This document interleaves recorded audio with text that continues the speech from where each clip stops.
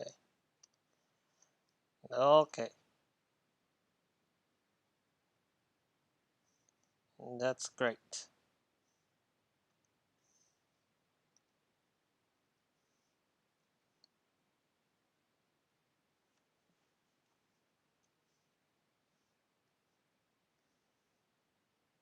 Hmm.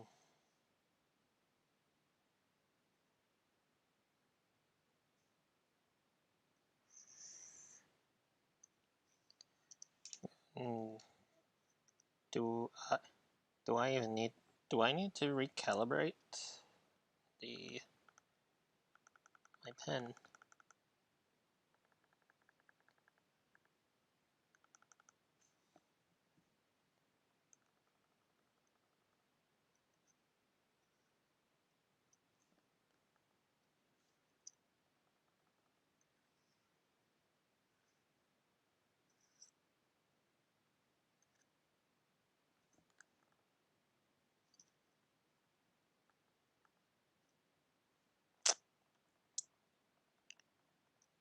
Probably not.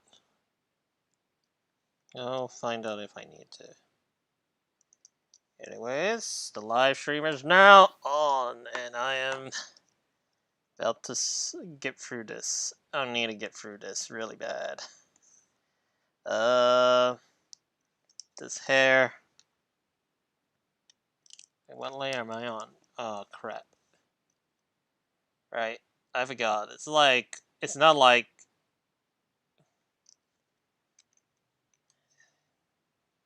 current resolution open widget. Uh, man, maybe it has something to do with how big the video is. I'll find out soon. In the meantime, I just need to resize my browser so I can see the chat. Because unlike Photoshop, Clip Studio isn't constrained to like uh window. Whenever I'm dragging things over to the whenever I'm dragging the Photoshop window,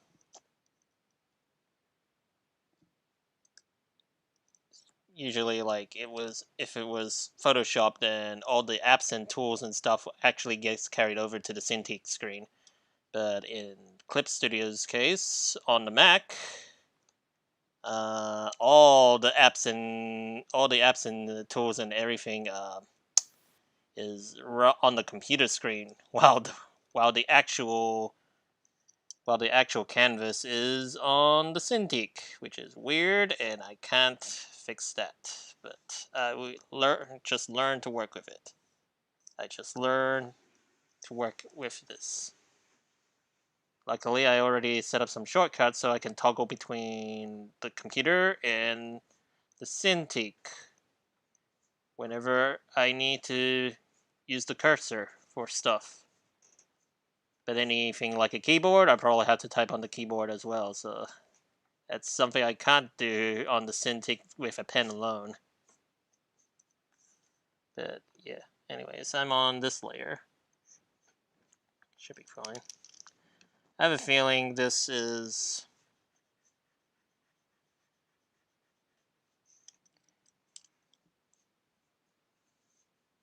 You know what? Now that I think about it, I think I found another convenient way I could make this workspace work. Let me see if I can fix this. So if I drag this here, then I drag this canvas here to my computer screen. Whoa. Yikes. Okay. That's a bit too big on my computer screen. I can't see the chat, but I will fix that somehow.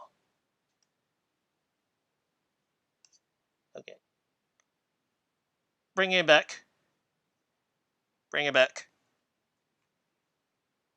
So, yeah, I'm just gonna resize this window to small size.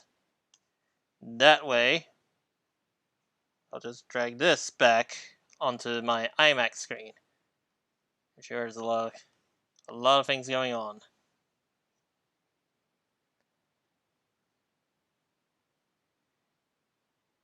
And okay. And now I can see both the chat and the extra window that I need to preview my work. Yeah, that is actually a lot more convenient now. So going back, just get rid of the toolbar space at the bottom. Yeah. Now I can zoom out my artwork.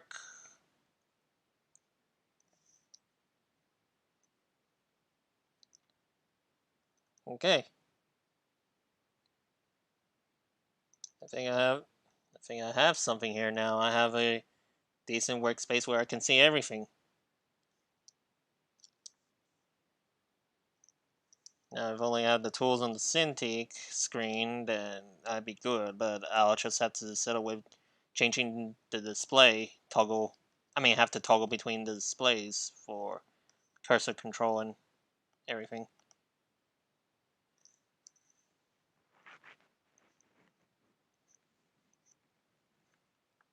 So, what's for discussion? I think I did find a way that to play the music, but I think the reason why I'm not choosing to play the music on the stream is most likely need some kind of copyright free music or something like that. I don't know. I'm not even absolutely sure if they're okay with playing playing some Japanese RPG music tracks, or is there? I have like a lot of I have like a lot of Japanese game music and even like a few Western game music, but yeah, most likely Western game music is probably gonna be the big issue because those gets a copyright strike. At least according to what I remember when I uploaded a couple of Twitch videos of the Uncharted games, and they probably put on some marks about uh how this is a copyright music and etc etc. Actually, didn't that fun thing actually happen with the Digimon? I think the one thing also happened with the Digimon game was Cyber Sleuth. Yes, some kind of copyright free music mention. Uh, more like no, more like you get it's a copyright music, so you can't really play it on. So we're gonna have to take out that audio section of your Twitch video live stream. Oops.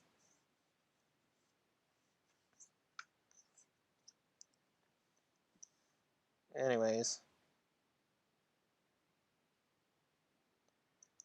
so you got rid of.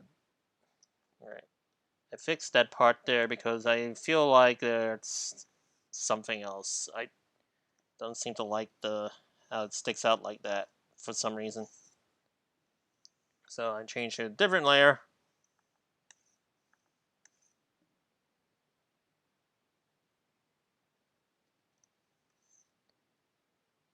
Probably, yeah. Right now I'm just thinking about her hair flow, like how many strands of hair is gonna flow.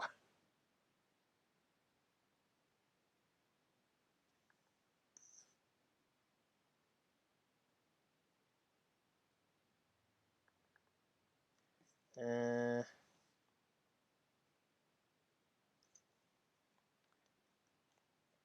ugh. Anyways,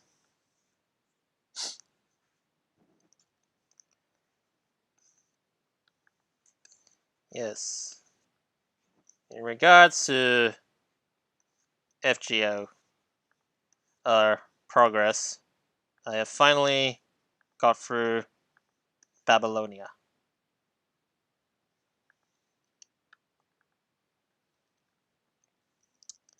Yes, that was quite the harsh trial to complete within the week.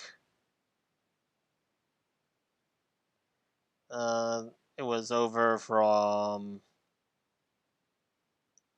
the moment. Well, I totally did like the story, yeah. It was quite an epic, long story. And Gilgamesh, damn, Gilgamesh is like not his usual self, but his new self. Like it's like 75% of him is his usual self, and the rest of it is just him being more mature. At least from my point of view.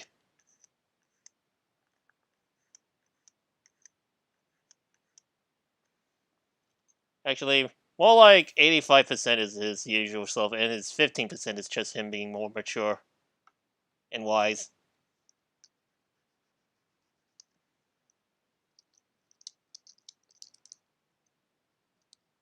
What I dare say is like Gilgamesh just hasn't really changed. What I'm trying to say is Gilgamesh hasn't really changed at all. So,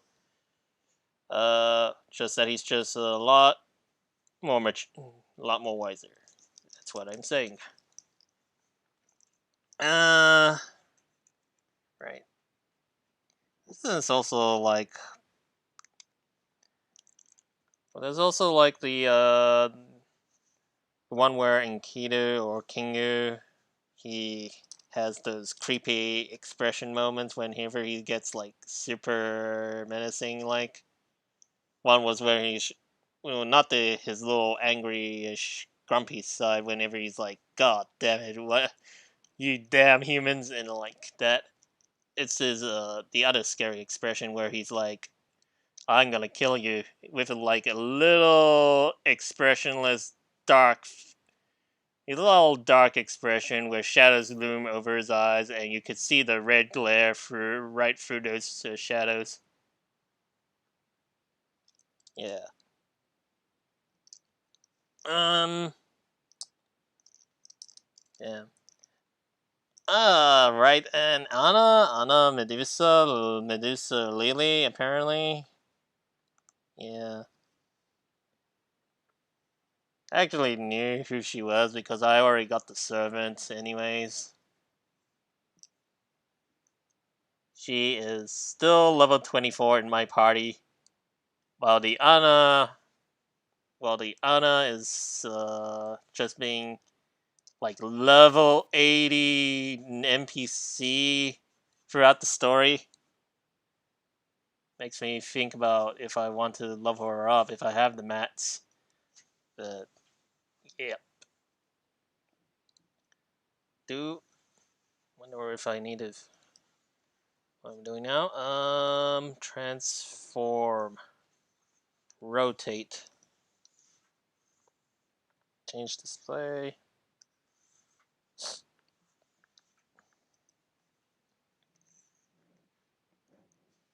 Oh shit! Wait a minute! Wait! I can't do that. Right. Sorry, blowing my nose. Yep. Say it was a lot of yeah, it was a lot of crazy things in that Babylonia story. Like you got, I thought it was gonna be, I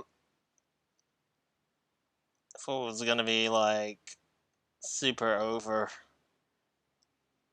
I mean, like it was gonna be a bit of a breeze in the later half progress, but there was so many arrows and it just, jeez, So many arrows, so many lamus, uh, so many uh, dark Ushikawas.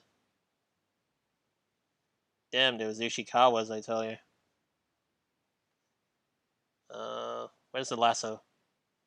Crap. I'm gonna have to shortcut on the keyboard now.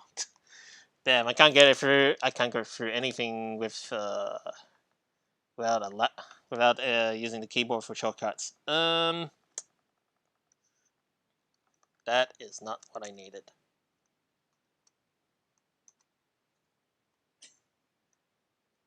Hmm? Um, that's that is weird. Can I not use the keyboard shortcuts?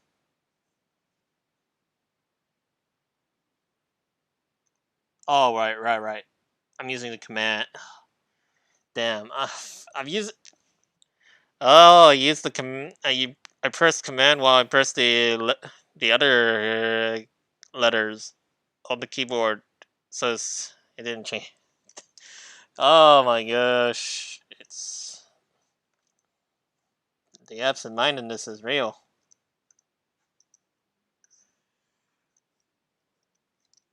Okay, and this command T. Um,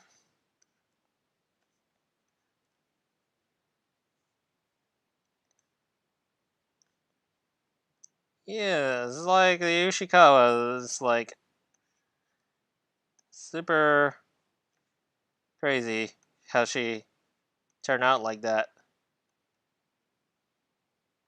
Like she just became she just went from being a 3-star 7 to an OP boss that duplicates herself and even like copies and changes the class. She went from being a single berserker to an army of berserkers, and then finally to some kind of random class that is basically has no strengths or weakness at all. Just you have to give her the true damage hits. Hmm.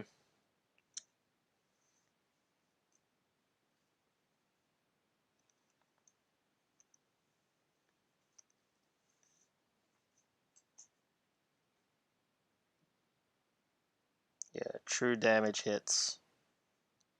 That's that's the pain. Okay, that's it. I finally have to get rid of this thing. It's not working. The strand is not working for me. Uh, Command deselect. Uh, Change back to using a pen.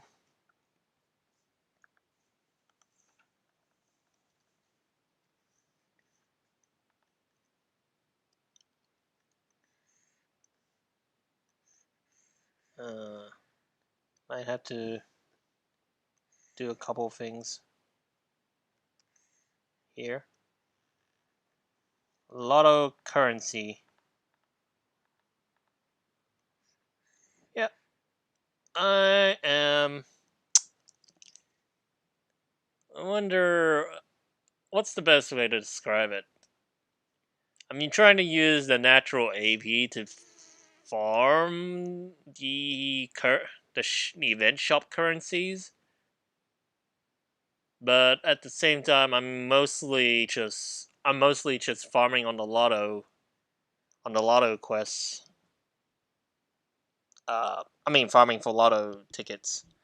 Um, so if I was like a full AP, it was initially for like the past for the last 2 days. I used up all the free AP just to focus on on the lottos, and I think I'm trying to start on doing a farming for event shop items. Because we have already reached the main round of Guildfest.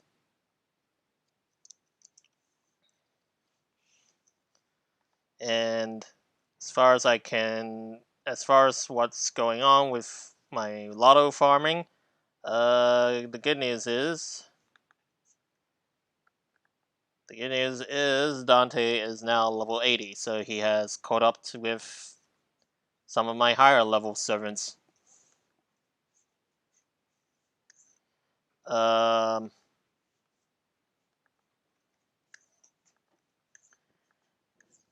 the other thing is, Gilgamesh and Waver are still far behind.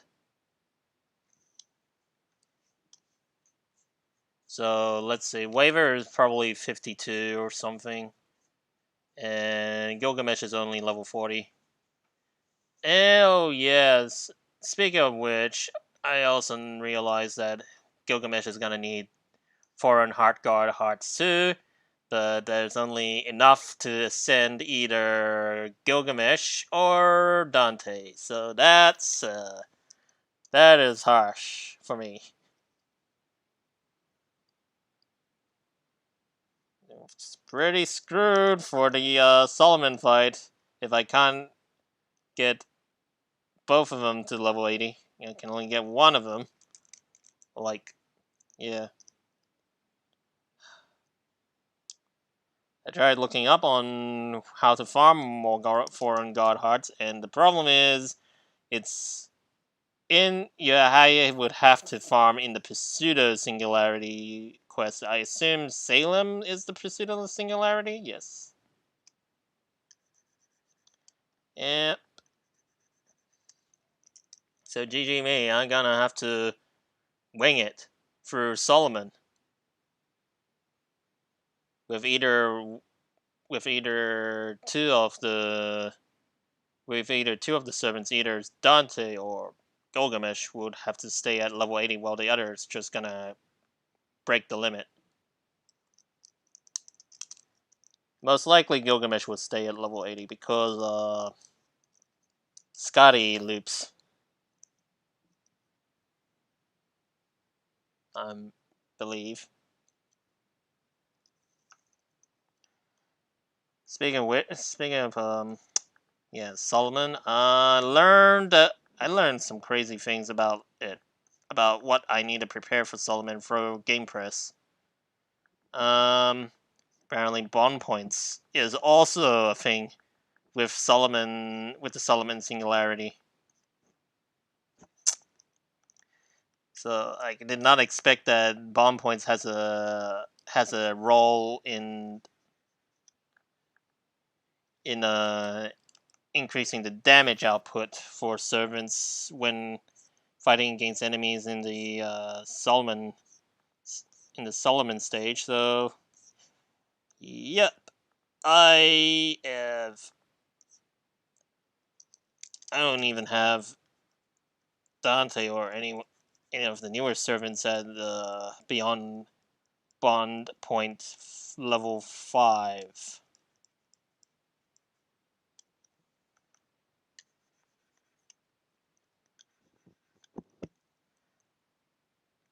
I think the only ones who has the higher level bond points would be yeah, Jolter and Jolter Berserker. Yeah, I suppose so. Suppose I could just. I suppose it is a good time to do that for bond level point increase.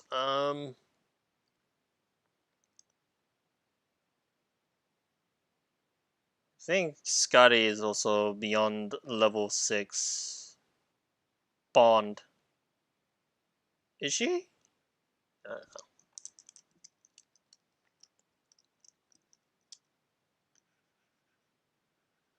Thinking back through how many times have I actually used Scotty for most of the story missions?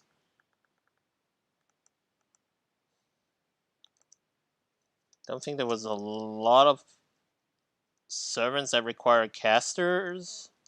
I mean, there was a lot of quests that required a caster to fight against uh, assassin enemies in the later stories. Or I don't know. Oof. Yes. Oh crap. Okay. Turning on the charger now. Just putting. Just trying to find a place to plug the charger to my laptop. Yep. Okay. That's all good. And I'm probably gonna need some water. Cause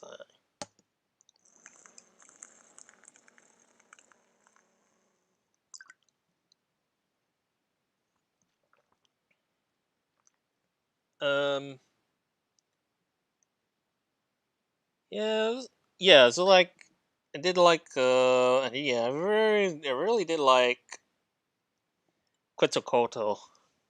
Is that how her name is pronounced? Quetzalcoatl. In the Babylon story, she's like, I think her personality is what I imagined when I picked her out as a support like I picked her out as one of a friend support servants through some quest where I would need a rider for. Um, because she has this big sister personality and is pretty cheerful, so she really did fit my impression. She really did fit my impression on who she is after I listened to a couple of lines in during some farming quests.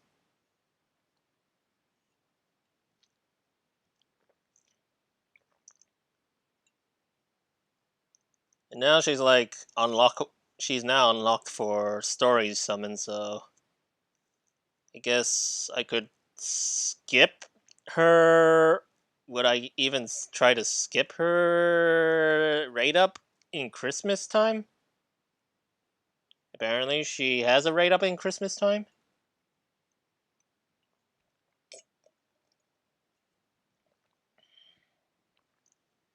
Well, who knows?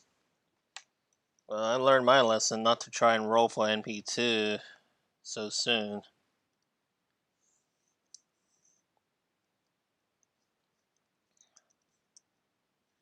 It's like I don't usually whale, so I don't really know how to take it, make a whale, make a strategy out of whaling.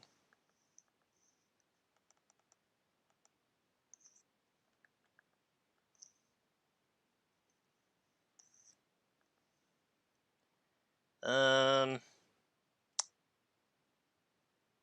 yeah,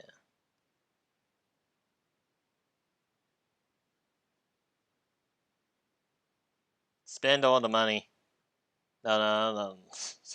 I spent way too much trying to get NP to Artoria and shoot in the shooting role.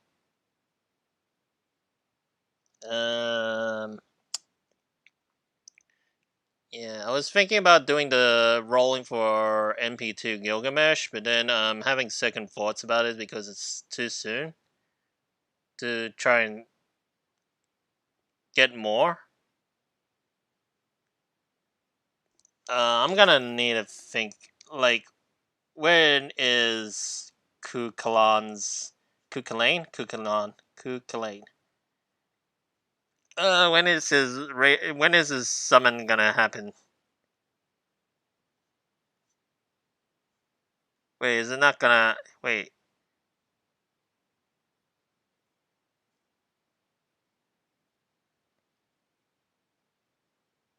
I'm confused now. I don't. I thought he gets a rate up in the next month or something, but it's not here.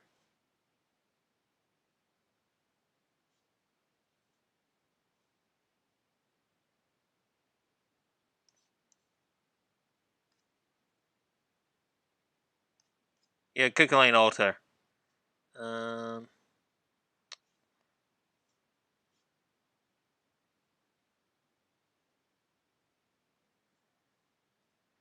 So let's see.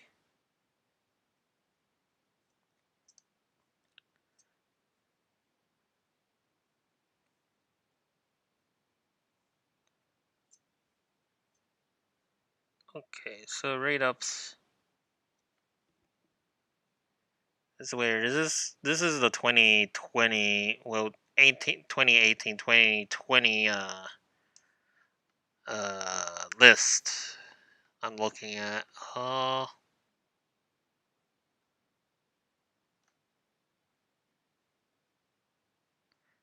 yeah, I must be losing my mind here. Am I? Is he not gonna get a rate up after Guildfest or something?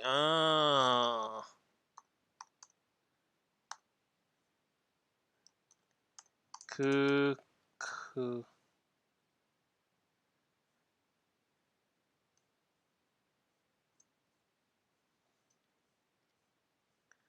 The,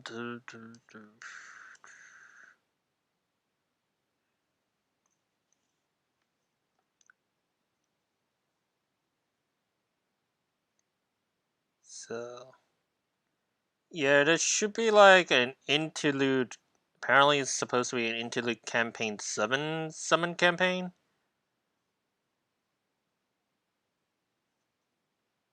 So where is it?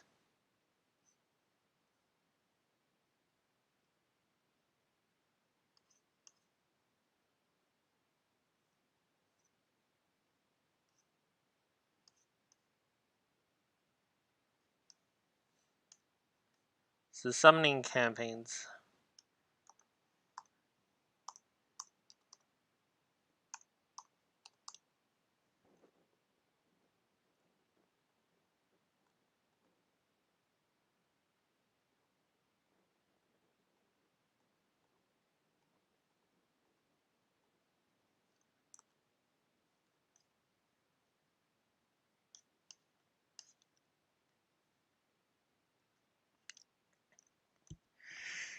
Okay, so it says an interlude summoning campaign was happened in around October 2018. So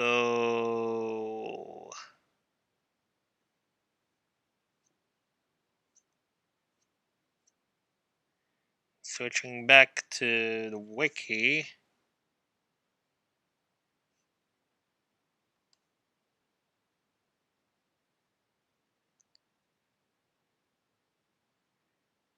Yeah, it's not actually listed here for strange reasons.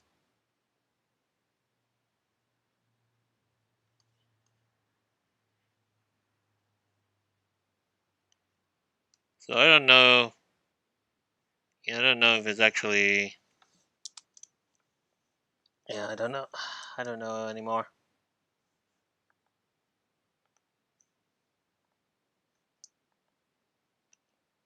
Like, is it actually gonna? Is there gonna be a coup alters rate up for his interlude for the interlude campaign or something? That's something. That's really. I really want to know now.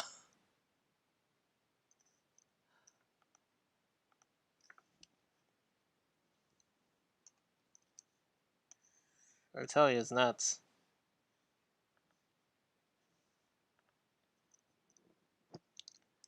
Do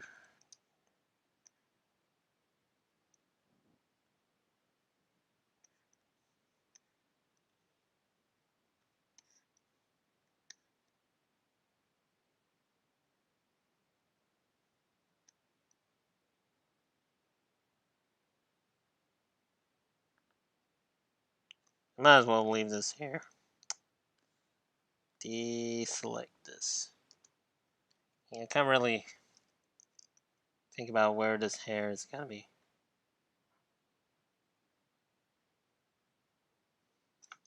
Man, do I even? Ooh, if coup alter is not gonna appear in October, then is there any reason I'd be saving my quartz instead of trying to roll for NP2 Gilgamesh at this point? Uh, I mean, well, it's still a long way away for me to get Shi Huangdi.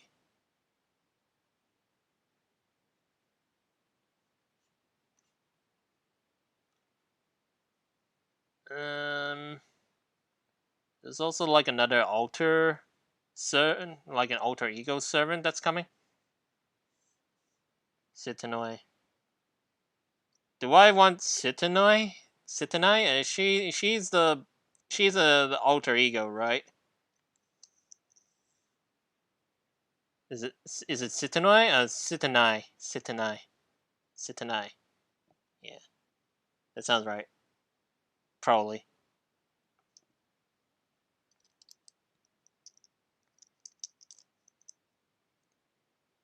Yeah.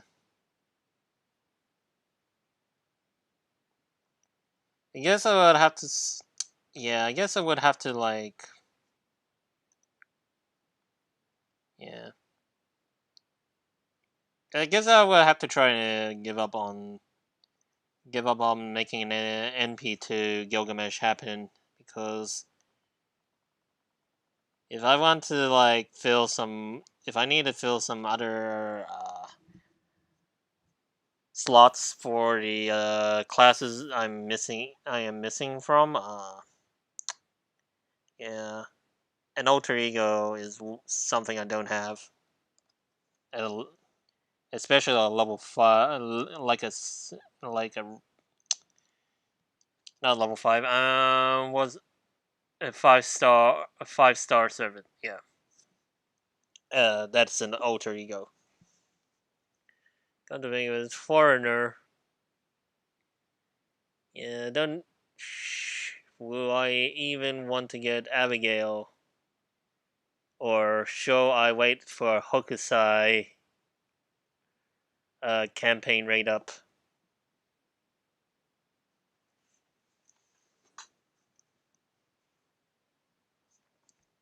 Alright. Well, I learned a lot. It's no use throwing away money for an MP2 at this stage in the game, or at this stage with my early account. Speaking of which, I think I might have found out. Yeah. Um. One is ST, the other's AOE. Um.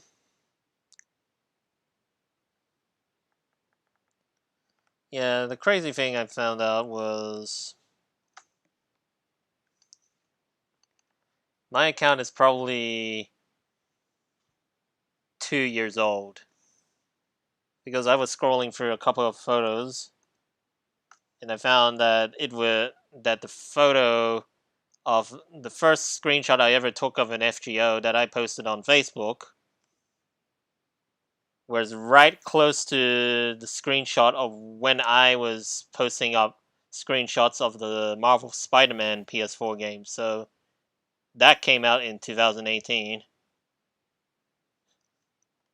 So my account is actually 2 years old, and it has been stuck in Fuyuki for over 2 years until July anniversary happened.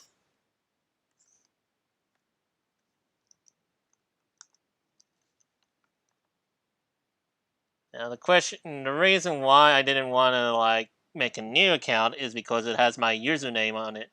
My artist name is my username, and I don't know what will happen if I get rid of it or something. So complications, the complication if you have another account data where when an already existing name is there, and I don't even know what will happen if I just create a new account and then reuse that username. Will probably tell me like you can't have it, which is why I decided to like get it back and then like continue playing from there.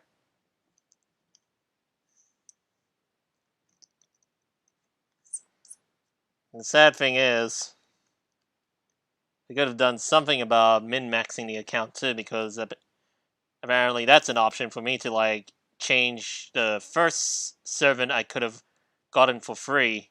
Like I could have gotten anyone else besides the Stefano for my first rarity for my first 4-star servant. I think it was Stefano. It was either Stefano or I don't know what was the servant. The servant that looks like a saber face, but he's actually not really a saber face at all.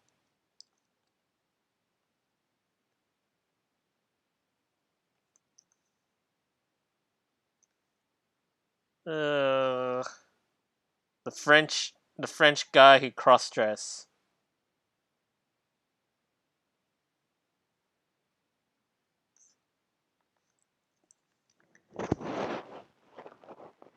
Yeah.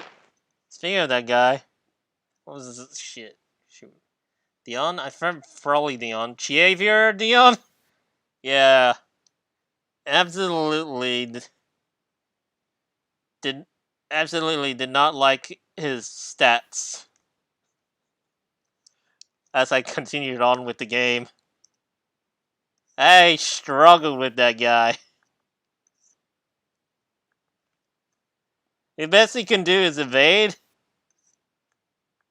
but I can't. But anything else besides that, he's just completely trash to me. Like even like, yeah, it's like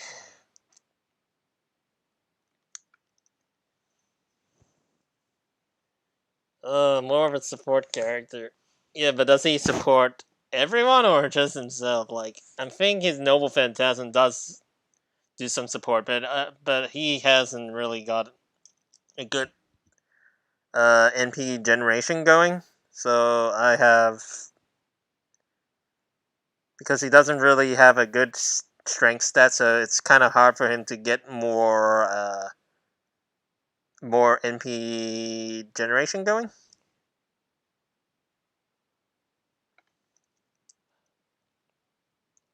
Betty Vier, like both of them when they were like both of them at level 50, and Betty Vier he just totally outstrips the Dion in the attack stat. He's like he got I think he got like and he ended up with like 1,000, maybe like 1,000 attack over Dion.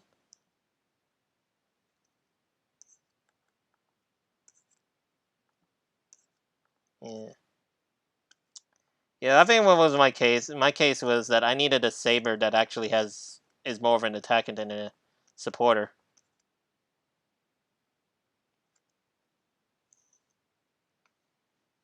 Wait, where's the?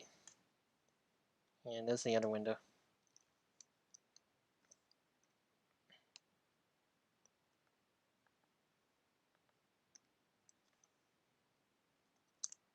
Yep.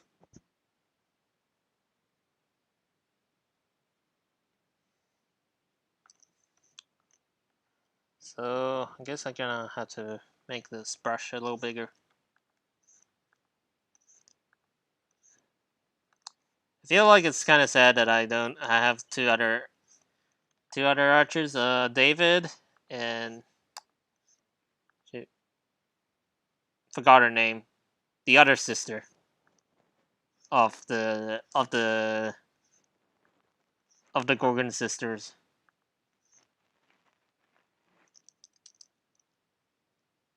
Um,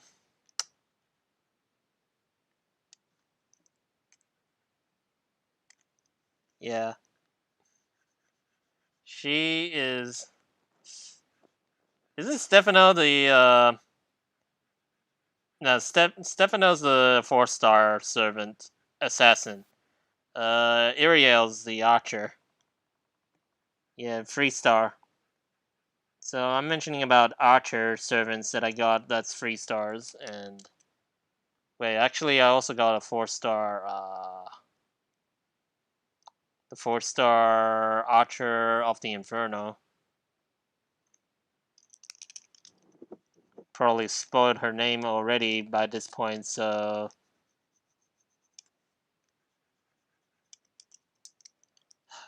luckily I haven't been. Luckily, I've probably completely forgot the name of the assassin of the Nightless City's true name because her name is probably to her name is her name is I think his name is for some reason I don't seem to remember her complicated Chinese names that much. So her name was kind of sounding Chinese, and it was a bunch of yeah, I think it was a bunch of X, N, G, and E's and something. So I couldn't really bother remembering it. So that's safe for me, I guess. I won't be spoiled on her name because I keep forgetting her name, nor do I even know who she is. But that's yeah, assassin. I mean, Archer of the Inferno. Unfortunately, I probably remember her name. So I probably remember her name because Persona 4 in Persona 4 there Chie's this character named Chie, she has a persona who's also called Tomoe when she gets the ultimate form. Was it? I think it was Tomoe. Was it? Wait, is it the ultimate persona or the initial persona for Chie? Um, Tomoe persona. Basically, her name is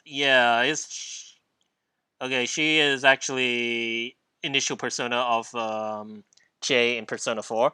So basically, since I know that name so well, from playing Persona 4 and Golden, so that name, the true name of the Archer of the Infernal is now stuck in my head for real, and I can't get rid of that blemish on the spoiler.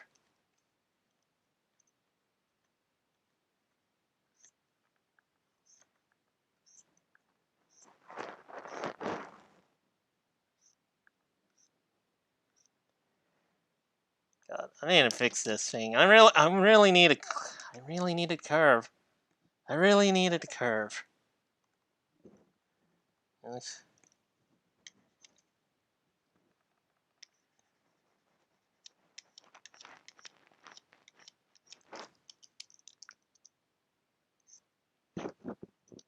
The other guy, what was his name? Like apparently the Archer of Shinjuku.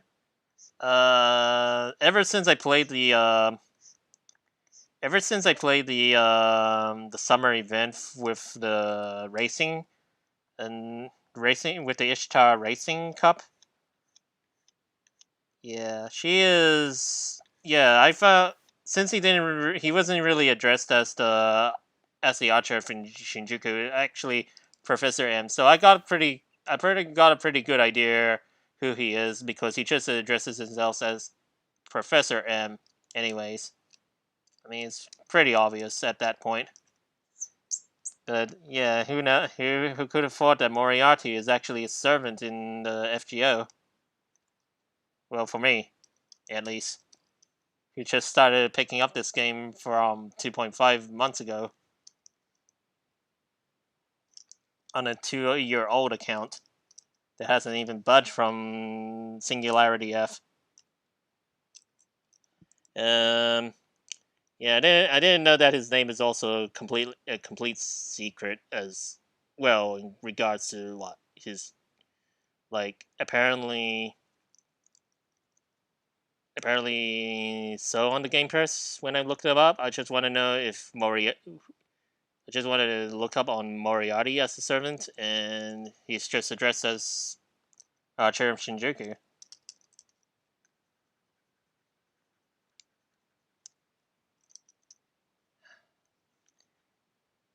No, I can't. I can't get over this. If I don't see a curve, it's not perfect.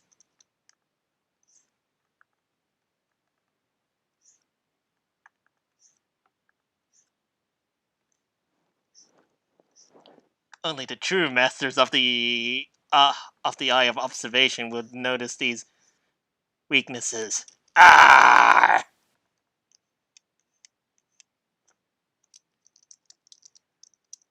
Ugh.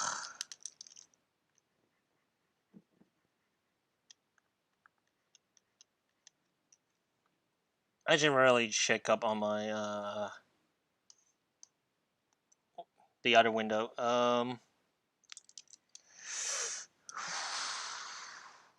I think that looks actually good from zooming out. It's just that when I zoom in, it kind of looks like, yeah, it kind of looks like that. For me, to me, it's like super out there.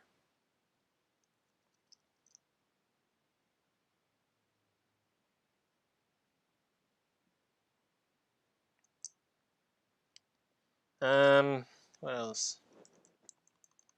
All right, so back to where I was talking about. I did have like 3-star archers.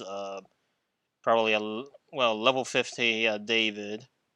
David was actually pretty good. Unfortunately, I cannot try and send him right now because his his goddamn third ascension also need hearts of a foreign god, and I only have enough for Dante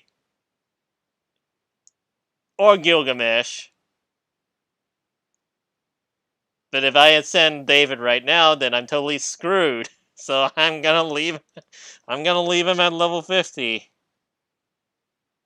Sadly enough, he was actually pretty good servant support too. Like he heals himself. He heals and evades, gives party evades. Yeah, I'm just sad that I'm not gonna be able to send him. Probably also sad I'm not gonna be able to send Archer. Well, maybe I do have enough materials to ascend Archer of the Inferno, or AKA Tomoe Gozen. I think it's just that I didn't have any better options for archers with a strong attack stat or Buster Archer. Not to say that, yeah, not to say that Archer wasn't bad. It's just it would be great to have someone who can deal a lot more damage. But Archer is actually good when I if I can be able to like work out a way to take advantage of her MP charging skill. But she usually like gets super good at charging her own noble phantasm that she ends up with 100% full bar by the time I'm already trying to save her skill for the when it gets even remotely close to 70%.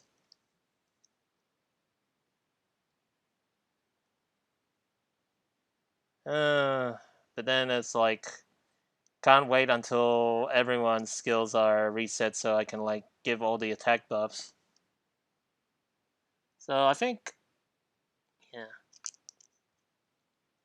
I think I'm probably done with the hair. Hopefully, maybe fix it sometime later. But I'm done with this. I'm probably done with this for now. I'm gonna merge this layer.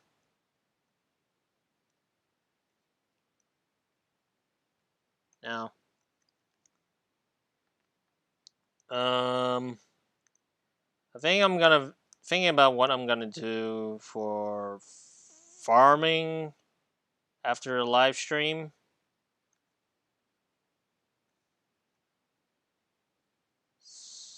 Where is it? Merge. Yeah, merge. Select the layer. What I'm gonna do. Could probably throw a few apples just to maybe to. Do I even want to throw a few apples just to farm shop items on the with a little bit of increasing for lottery on the side? Cs.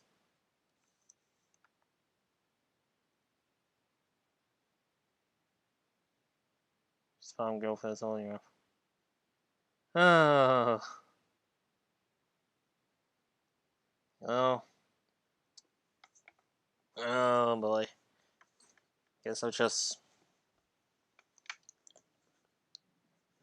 Yeah.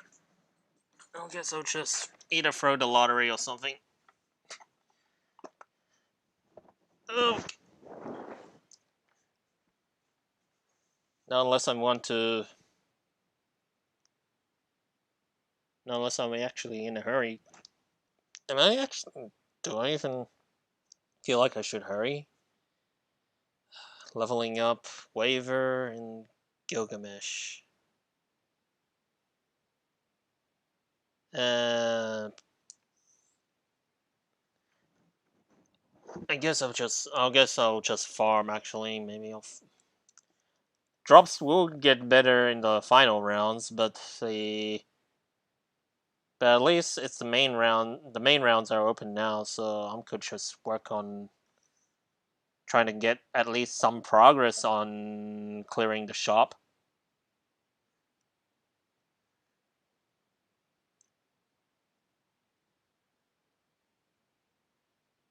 So what is this?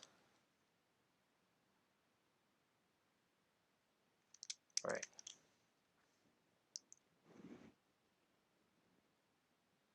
Uh, and here is the blackout line.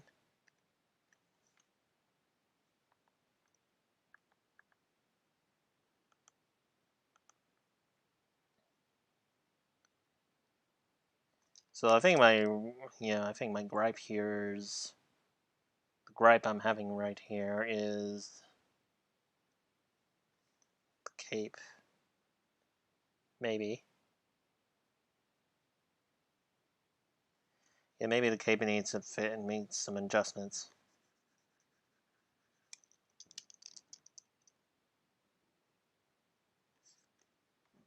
Nope.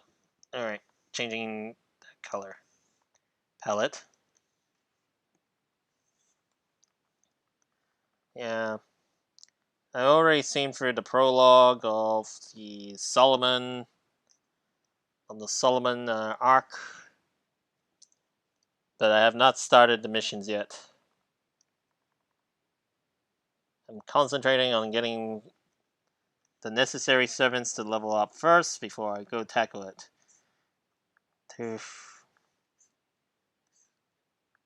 I'm sure it's like surely I won't need to. Surely it will be alright if I could get at least my top servants to get my my fully ascended servants to like level 85 maybe.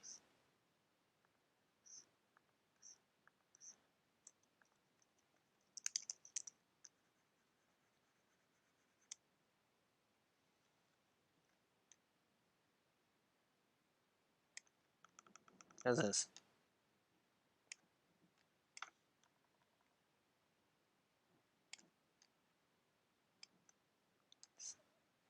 Yeah, 10 of.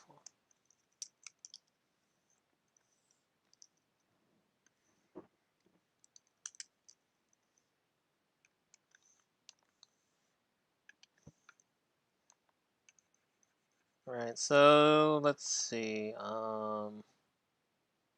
What other things are going on? Whoops, wrong layer.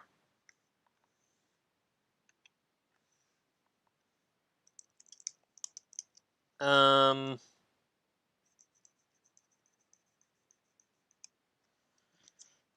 yeah.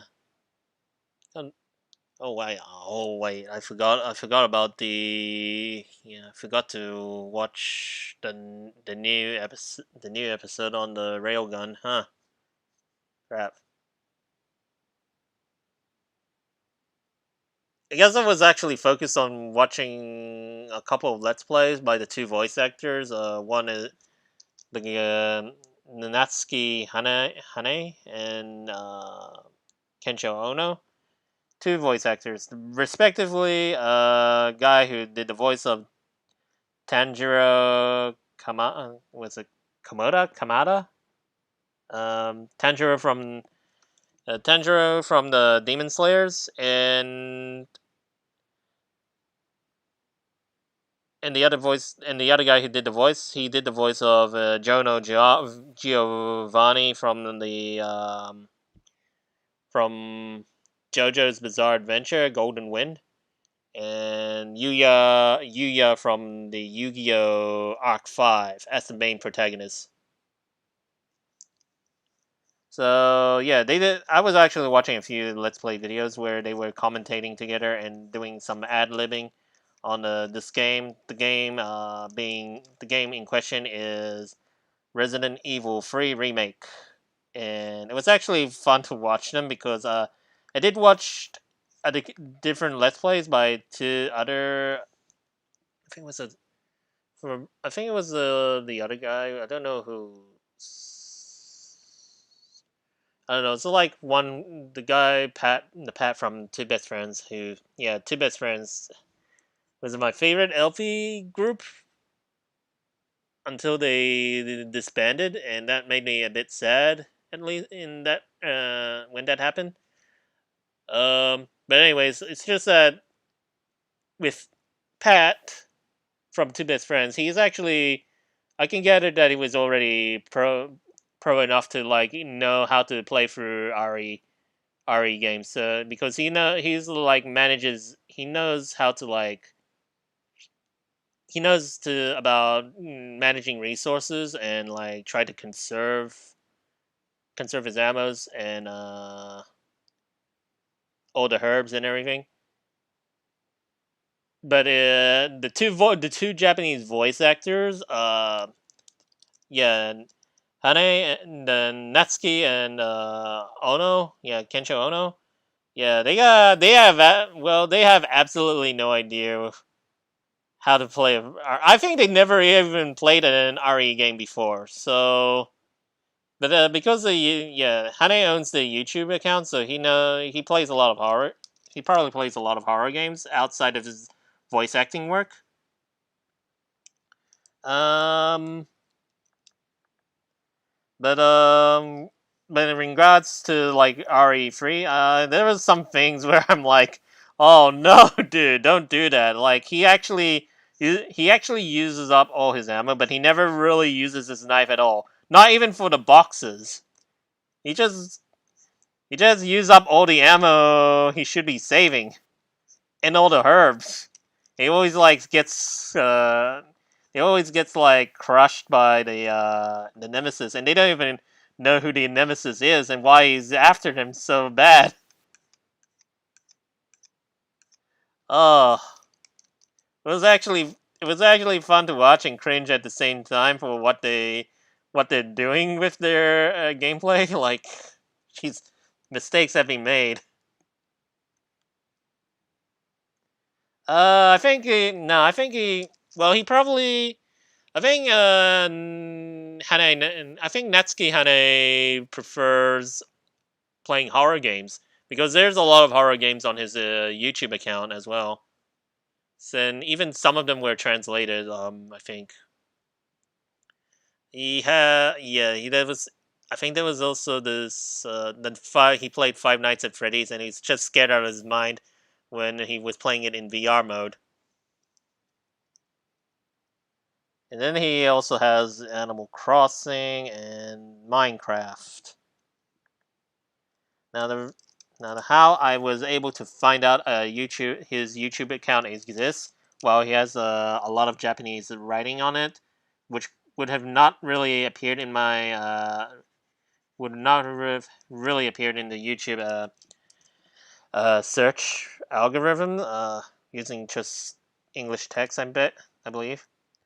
Yeah, it was only. I think it was somehow by chance that the a YouTube video of Natsuki playing with Kensho Ono and Takia Iguchi playing Uno and making voices like Yu-Gi-Oh, dramatic voices while playing Uno. That's actually the stuff. That's actually the stuff of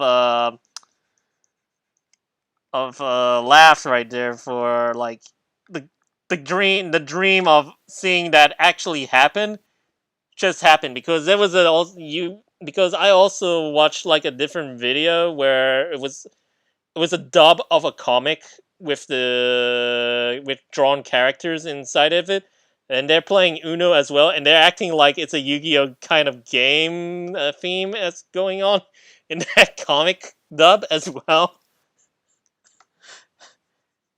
So that came before the three voice actors actually played the Uno game.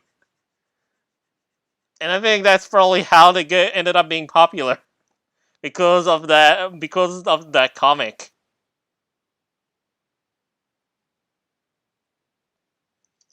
Yeah, draw to pot of green. Skip a turn.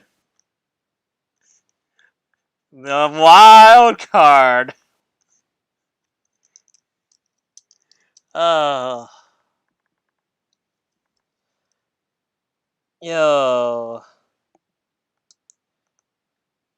I think I don't know who's actually translating it. It's probably the community. Someone on the community is doing the translation of some of those videos. So it was kind of yeah, kind of sad that I'm not able to continue watching his full let's play of the RE3 remake because no one has actually completed the translation of episodes beyond 6 or beyond 5.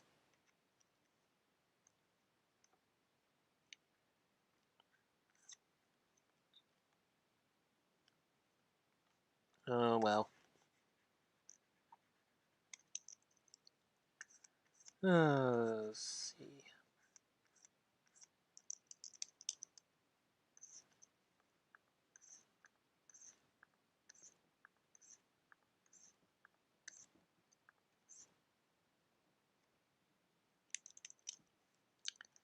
Mm,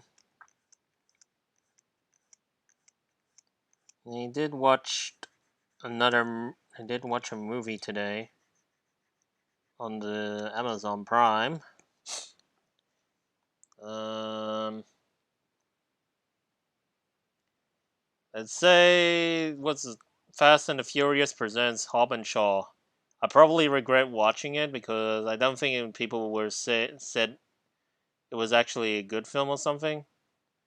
The only reason why the only reason why people appreciated the film at least was the starring cast in it. So yeah, with Jason Statham, Dwayne Johnson, Idris Elba. Was it Elba? Or was it Elba or Alba? I think his name starts with an E. I mean, his surname starts with an E, like Idris. Yeah, Elba. Okay. Yeah, I think it was actually fun to watch the actors play it out. It's probably the script that kind of miffs at me because I'm not. I was pretty sure wasn't Fast and the Furious about fast cars and heist and crime and stuff. And then there's the Hobbs and Shaw spin-off, and it's about cybertech enemy cybertech cults. Like what?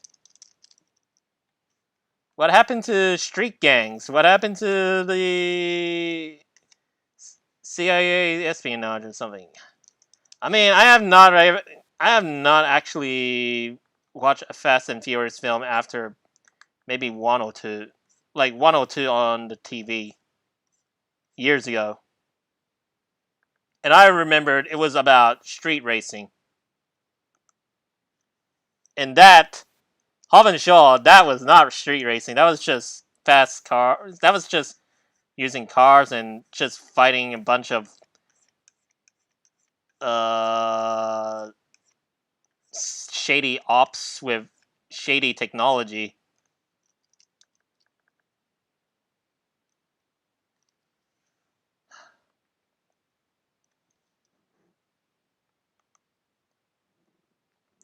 So at least I know the actors. Um, Even Idris Elba is like he's pretty famous for his role in the Luther TV series as like this detective. He's got. He's probably no. He's probably not really as legit detective as he's supposed to be for his job, but he still tries to solve cases anyways.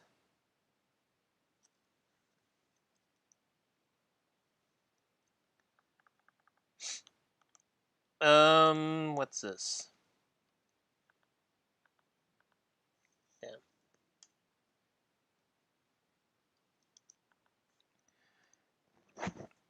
Yeah. Jason Statham. I'd have. I'd say I have watched all of his movies or any of them that I know about. Maybe it's like I only know. I think I probably know at least four other movie. I actually watched four other movies probably. The previous Jason Statham movie was The Meg, and I only watched it because I remembered a friend of mine told me about how there was Jason Statham punching a shark, and I was like, "What? Jason Statham punch a shark?" And I kind of got curious, so I ended up trying to watch The Meg because I think people didn't say it was great or something, or maybe like they just mild okay-ish, but I watched it anyways because I just wanted to see what my friend meant when he said that he saw the part where Jason Statham punches a shark. I'm like, but I don't think I actually. I don't know. I probably missed this scene, or maybe he didn't really punch a shark at all. I think my friend I think my friend just made a probably either made it up or he mistaken some shark punching involved. Um, Now, there was the other ones, the other Jason Statham films. He did appear in the Transporter. I remembered watching that when I was probably in high school, so that's a long time ago. And I may have forgotten a lot of it. I might have forgotten a lot of it, but yeah. Fortunately, it's not on Netflix, so I can't watch it. But who knows? Who knows? Maybe it was a good film for an actually Jason Statham movie. Um,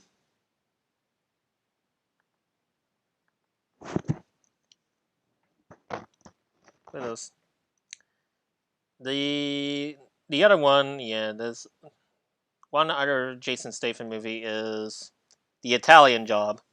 So that there is I think yeah, he was there for the Italian Job movie, the remake of the original. I think it was I think I did like the movie at least some maybe a bit. That was like high school years. But then I watched the original. I did watch the original Italian Job movie. It was the one where Michael Caine, yeah, Michael Caine, who the voice, I mean, like the British actor who did play as Alfred in the Dark Knight trilogy. Yeah, that was him. Like he was a lot younger in the original film. So then he was kind of like the lead actor for the group that made the heist happen in that old movie. And I think that was that old movie was actually pretty good. But compared to the original, I mean, comparing the original to the remake, newer one, yeah, I guess I prefer the original compared to the remake.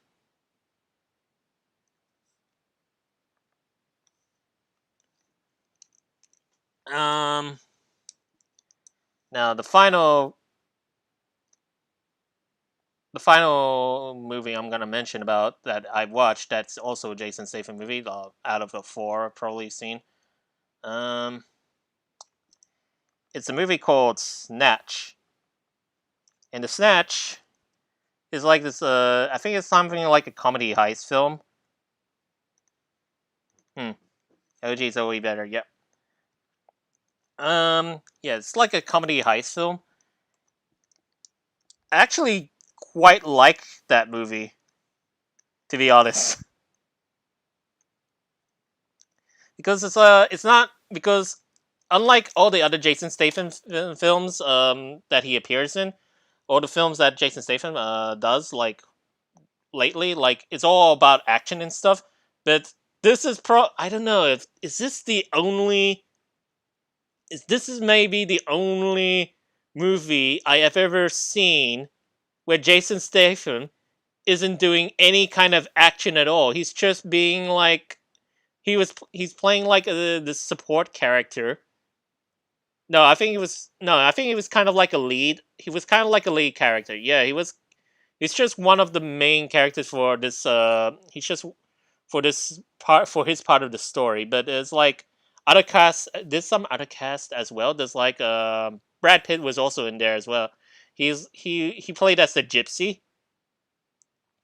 Well, Jason Statham he played as the like this guy who does this guy who hosts is like the manager of a illegal box like a illegal boxing fighter, and then yeah he's like he ends up getting into some complication. His character gets into some complications along the way. Um, yeah, it's like more because of ties with the probably some kind of this the mob. I think this mob in the in London. I assume. I assume it's London. I mean, it's set in Britain, and yeah, there's a lot of things involved in that film. It's like, and it was all what started off was it was about the diamond, and that's part of the heist because the diamonds gets shifted over between different characters because it's like at first it was stolen by this group, and they were trying to deliver it through to Britain and what to this American customer, but then eventually it ended up getting lost along the way because it gets stolen. It gets stolen by like these three other local robbers, and they didn't even know anything about it, or they probably got confused about it. Oh yeah. And then there was also this kind of a was it Russian? Was he Russian or German? I think it was like a Russian. He was like a Russian gunsmith. He was also a former KGB agent, and they call him like what Boris the Bullet Dodger. And there's also Bullet Tooth Tony. I'm sorry. I was just like it's okay. I'm gonna backtrack on this, but yeah. Basically, I would recommend watching the Snatch movie if you want to see Jason Statham focusing on playing his own character rather than doing action type of stuff. But Brad Pitt though, he's like I was super surprised. Like Brad Pitt he's a very skinny looking guy in that movie. He plays a gypsy who has yeah he's like a bare knuckle boxing champion or something. And he's actually his character is like really knocks the shit out of any fighter with his bare hands. Yeah.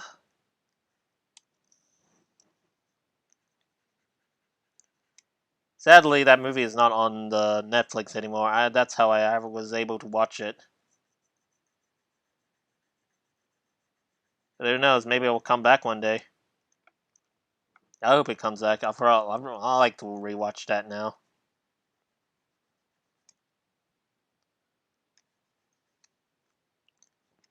Um, Now moving on to another movie. Let's see. Speaking of which, hmm, yeah.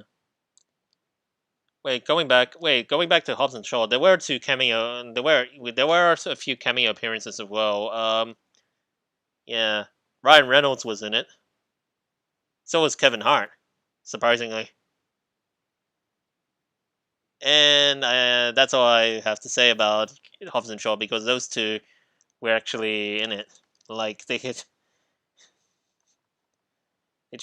just pop in out of nowhere. Like and they not like it's so out of the ordinary with a Fast and Furious movie. It's like you never really expect those two to actually appear in a Fast and Furious related movie, but there they are.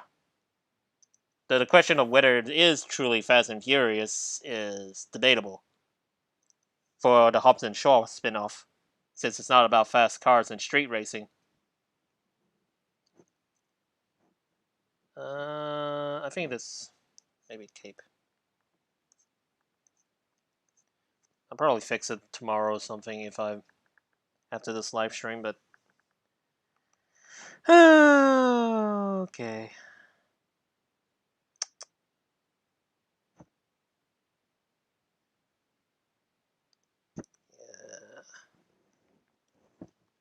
Skirt.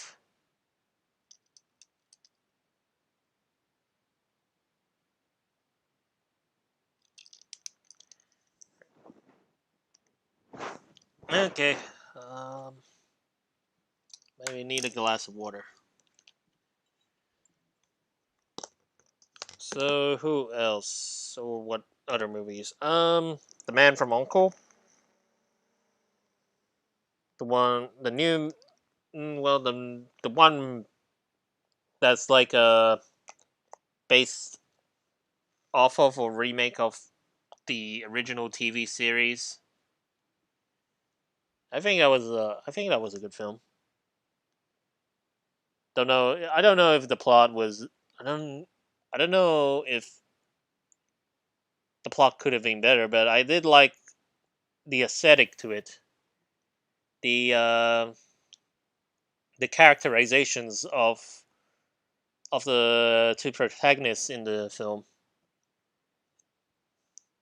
Yeah, it's like and also the humor. The humor is pretty good. It's like yeah, it's like you got Henry Cavill playing as the Napoleon Solo, and then you got Army Hammer playing as the Russian.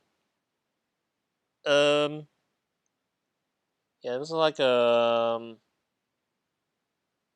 it's nice. It was a good. I did like the characterizations and the relationship they played out throughout the film.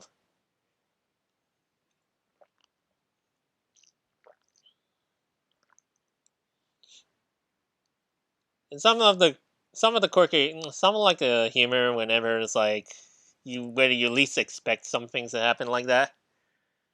That was fun. The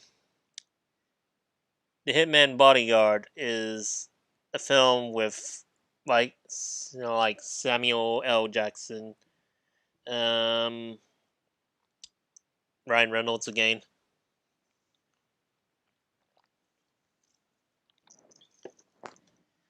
I quite yeah, I quite like that film too. It's good. It was enjoyable to watch. Like one is an assassin, the other is a bodyguard, and the bodyguard must protect the assassin, who is a witness to the crimes committed by a war criminal, some dictator from a fictional foreign land.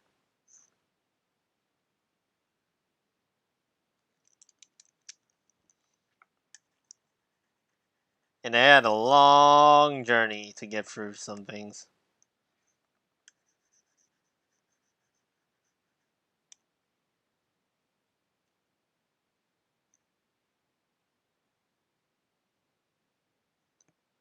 Okay.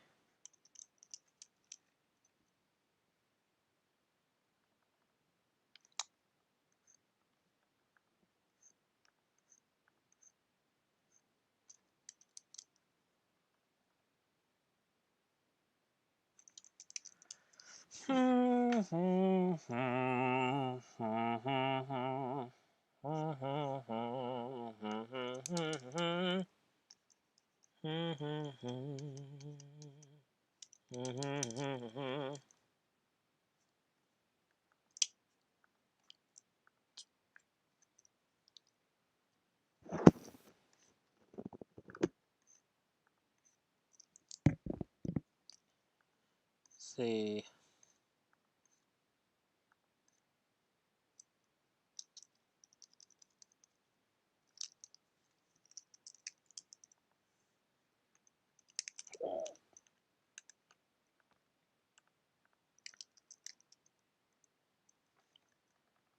Yeah. Oops.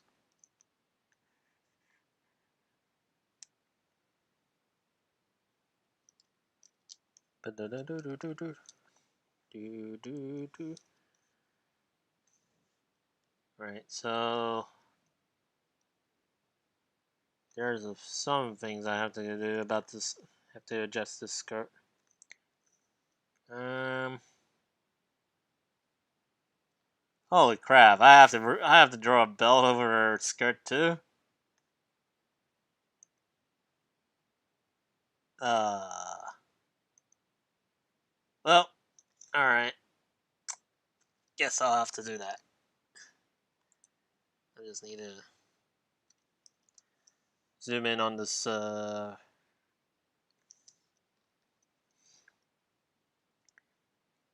shot of the reference.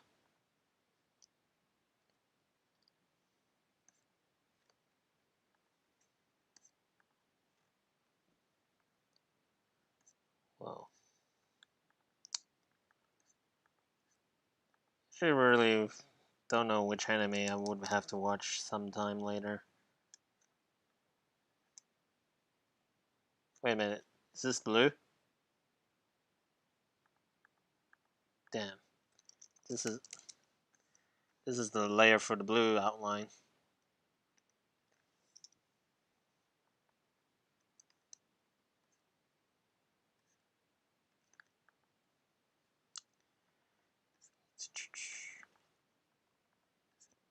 If you know like Conan O'Brien, he has the comedian Conan O'Brien in his TV show. In his show, it's like he's the host of his Conan show, where he interviews the actors and other celebrity guests.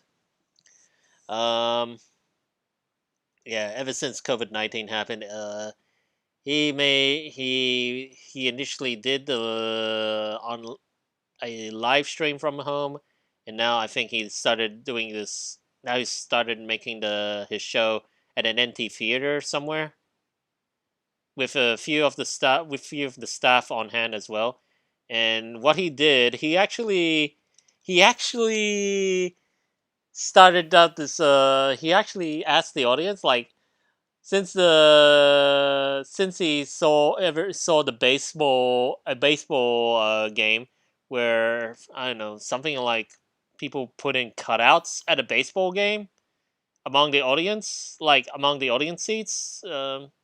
He Conan thought, yeah, maybe I had this idea. Let's have a cardboard cutout audience for this show, and he actually did put up. There's like I don't know who was the one guy. He did put up like 5 cutouts. I don't know who was that one guy. He's like a really tall. He was like a really tall American guy. Um, the other 4 was 4 cutouts of Kevin Hart's filling up 4 seats. Basically, what he did, he asked his fans to make a to take a full body pictures of themselves if they or like just at least show get a picture of themselves, then send it to the Conan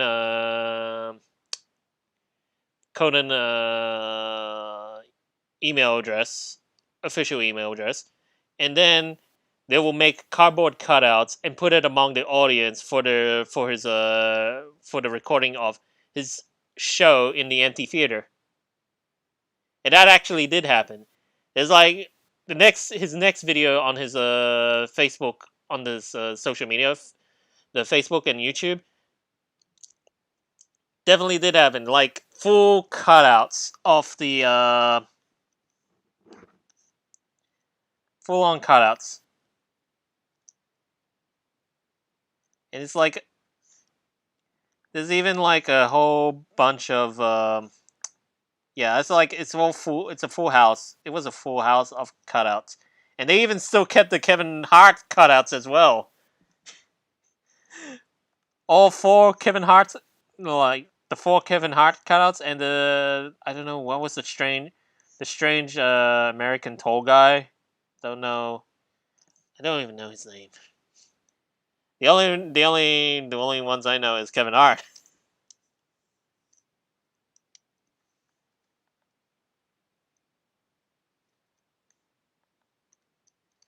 Yeah. Speaking of Kevin Hart, I did watch the Jumanji movies. Like I did watch the original, the old Jumanji movie starring Robin Williams. Um, and then I wasn't sure about watching the second. I mean, and the newer movies, like the one with the where it moved on from a board game to a video game. I was like, I wasn't really keen on watching it because I felt like this is something Hollywood would come up with to change things up. But then, yeah, my friends, my friends also mentioned that they did like the film, and I'm sort of curious anyhow. Eventually, I did watch it, and I was just, I gotta say, it's like, and then it's quite good at least. Like, it's like, it's quite good to change it up. The adventure, the action thing, it's like, how do I describe? I'd say entertaining. Yes, it was entertaining. I wouldn't say it sucked or anything. It was fun to watch.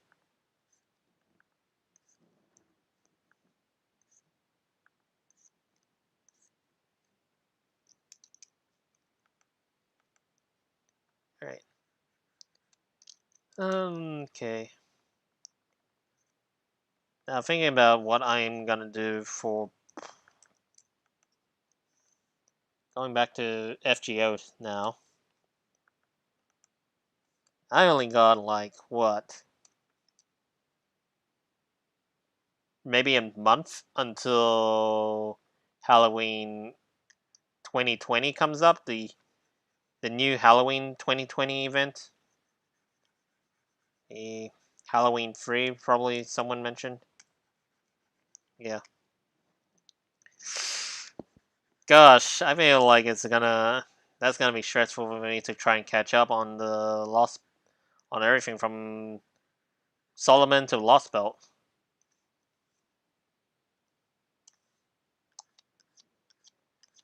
Like my concern now is to try to get Jolter high enough as well, and so as well as Scotty and maybe Dante once I ascend him, if I choose to ascend him. I don't know. Bro, I think it's no point for me to like hold back. I could just ascend him now since I'm planning to anyways.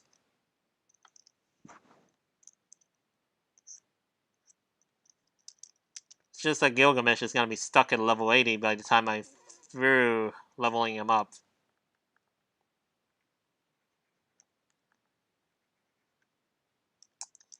Yep. Sad.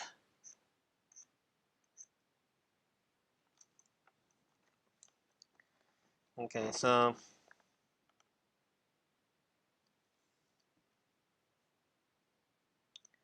okay, I'm looking. There's something weird here. I'm looking between.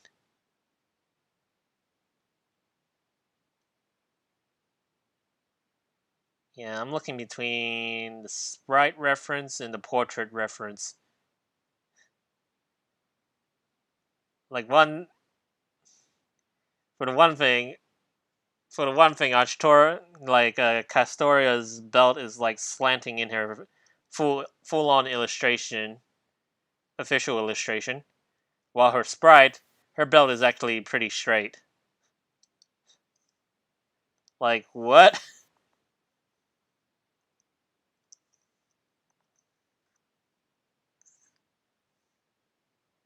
Oh gosh.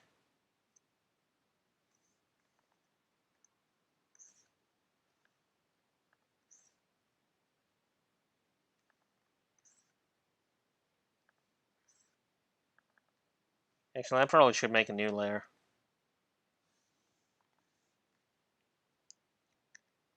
Oh dear.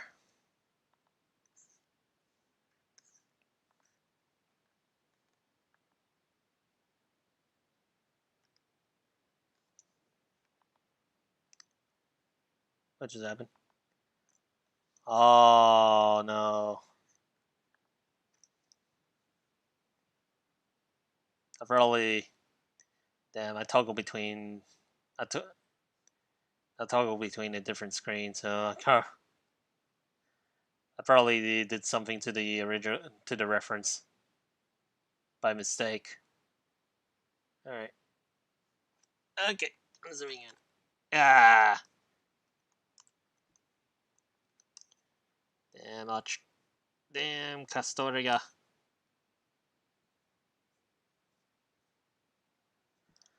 Okay. So. Oof. And I probably dabbed a bit of red on the reference again. Oh my gosh. You know what? I'm just gonna leave it. I'm just gonna leave that reference alone.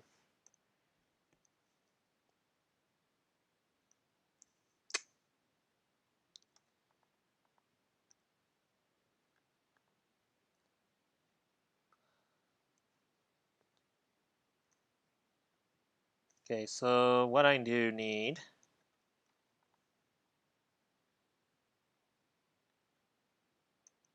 Yeah, I need my lasso.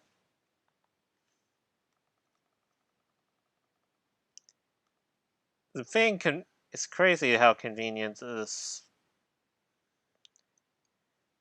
Clip Studio is compared to Photoshop because there's a lot more tools for drawing on Clip Paint Studio.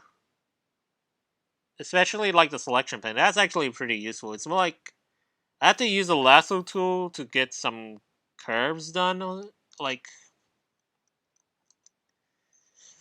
what I have to use a lasso tool to get around an outline or area that I want to like fix, but having a lasso in the form of using it as a pen cursor, it's like super convenient. I can just draw over whichever area without needing to like try to draw a whole loop around the area that I want to like move this part of the artwork around. Um, if I think some downsides, I still haven't really figured out how to create a layer for changing the saturations or any hues or colors. You know, something like what you would usually benefit from Photoshop, having filters and being able to change some yeah, being able to change some adjustments for with only adjustment layers. Yeah, I think that's probably the trade-off that I'm getting from working on Clip Paint Studio. But it's always good to try and work between either this and this and Photoshop, so that I have the experience to remember how to work between both.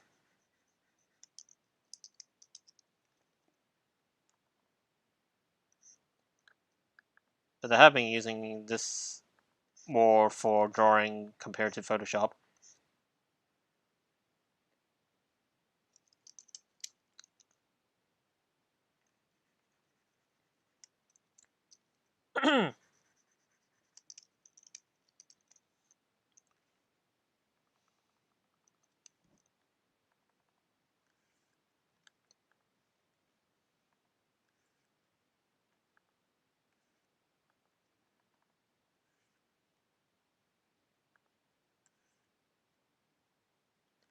Yeah.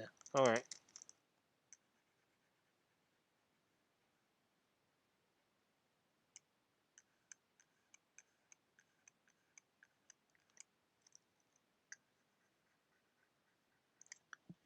Um.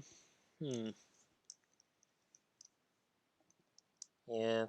I thought it was gonna be like another story cutscene between Gilfest since it changed from qualifiers to main rounds. Apparently not. I guess it's true what they said about Neurofest or Gilfest having not much of a story at all.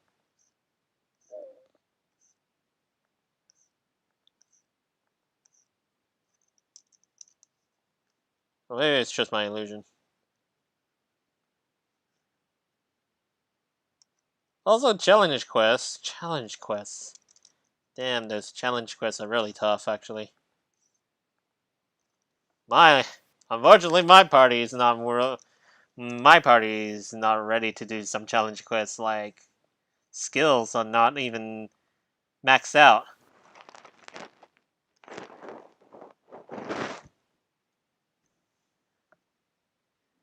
Rip.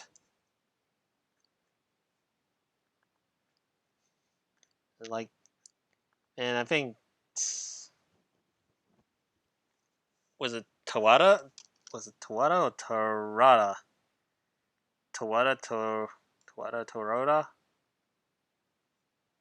No. Um. Damn.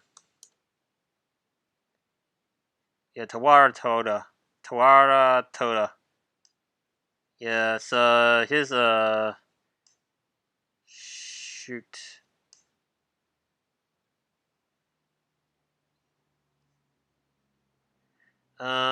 Here's yeah, this challenge quest where he's throwing rice. Yeah, it's kind of nuts. Sealing off a couple of cards as well. Huh.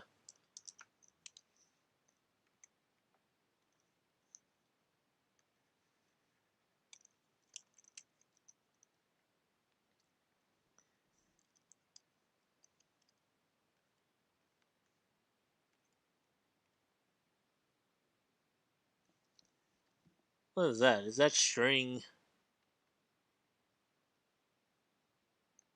Okay, so the string is.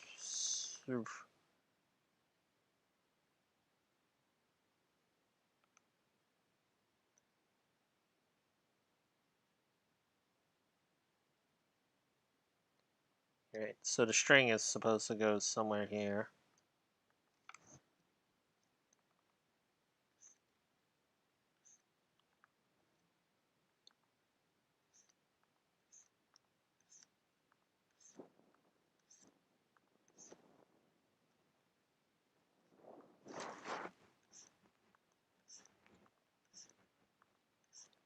So Maya Sakamoto, huh? It's crazy to know that she, a Persona voice actor, is also on the FGO cast. It's Da Vinci, uh, John Alter, probably John Alter Lily. I don't know if she does that voice. Alexander. Yeah, it's kind of crazy that she actually does those voices. Since she already did a voice as a Persona character for Persona 3, playing as Igus. Igus the android, who apparently is like the best Persona 3 character I ever get to like play with. Like she is, her character is actually her character in the game is actually as Igus. Igus is a android. I think she is an android. Basically, yeah, she is. Yeah, I guess it's the android. She was designed to fight shadows as a part of the story. Yeah, and she can summon a persona as well, which is quite unexpected for people who like thought you think humans would have like be able to summon personas. Nah, like even like even a robot can summon a persona if she has a personality and thinks like a human. Well, she was kind of like her character initially was like thinking more like a robot, but partially learning to be human.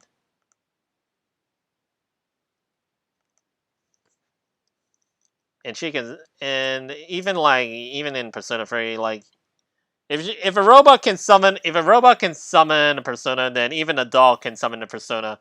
And Koromaru he's basically can summon a persona. It's like the dog who's based off of the loyal dog from Shinjuku. He can summon persona, and his persona is Cerberus. Do not underestimate dogs. They have enough personalities to summon personas.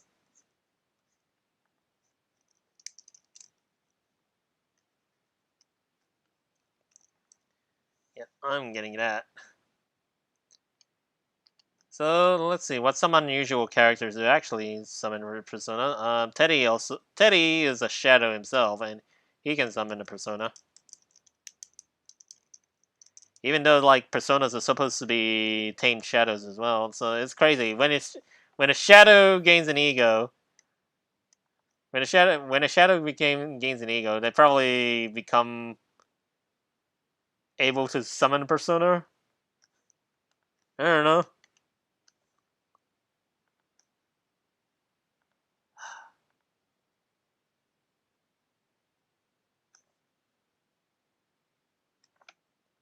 Yeah, I'm gonna have to. Oh my gosh, it's hard to work between two. If I have to say, my favorite in terms of gameplay mechanics would be Persona 5 Royal. Well, Persona 5 and Persona 5 Royal. Story wise, yeah, story wise. I did feel like I did like Persona 4 because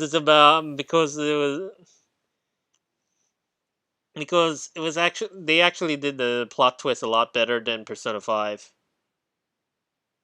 Because I already because it was like a lot of trips to get through Persona 4 and finding out who is the real culprit in Inaba.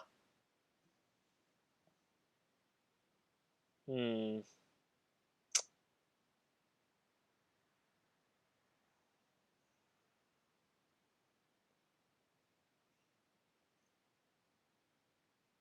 I don't know. Maybe was it Persona 4 that I liked, or was it Persona 3 for the struggle to live themes.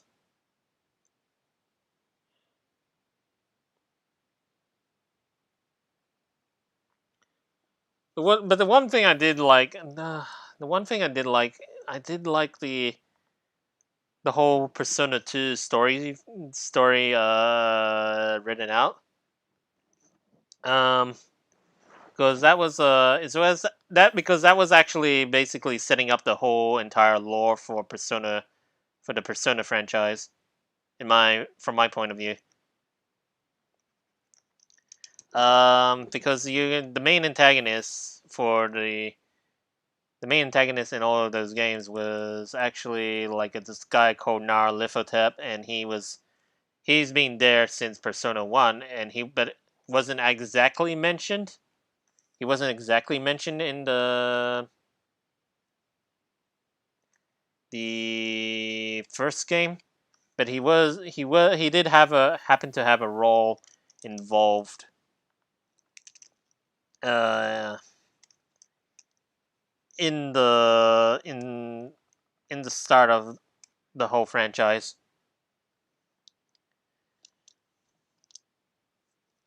If I were to pick who would be the best protagonist, shoot, Hard to say.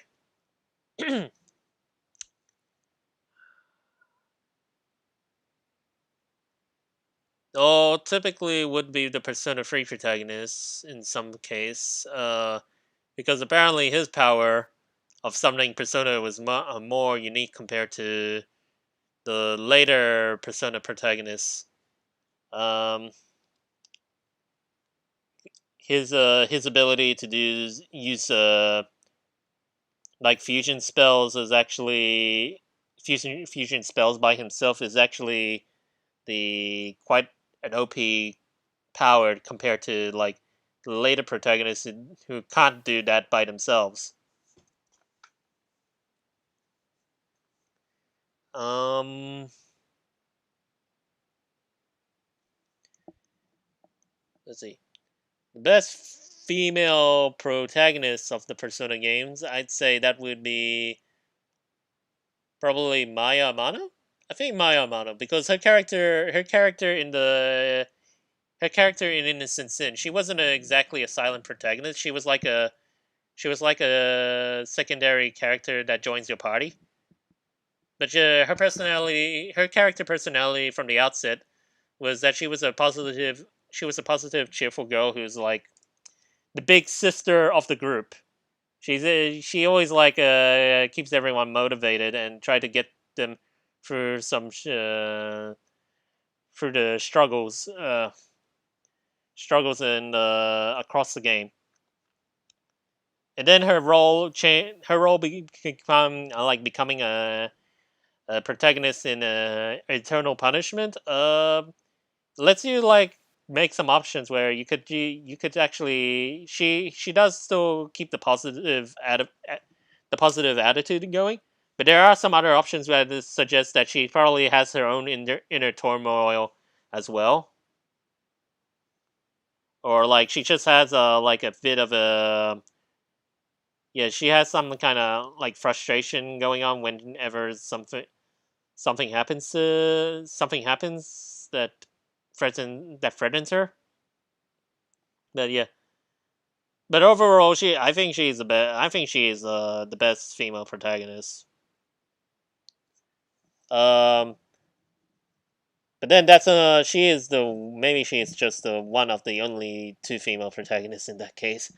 Uh, yeah, this like I think Persona games should have more female protagonists for because he only got Maya Amano, whose character was already made, and she is chosen to be the MC for Eternal Punishment. Then you got the Persona 3 portable female protagonist, which you can only play on the PSP, or if you could like get her to, if you get to see her like in Persona Q2. Yeah, I think she's also kind of like she's kind of like a cheerful girl as well, and she's all about doing anything out of the ordinary to for the fun things.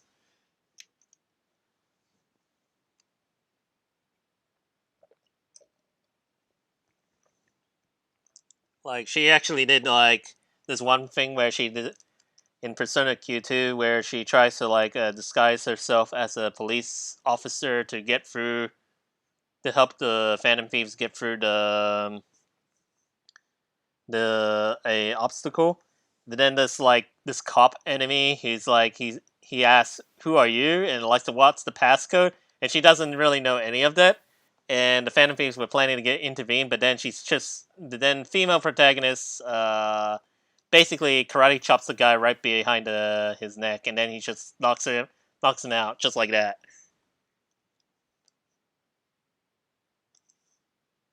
Yeah. That was fun to like remember the first weird moment that she did.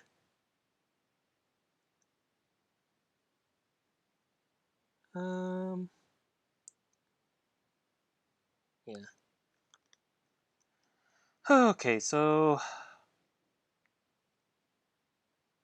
crap.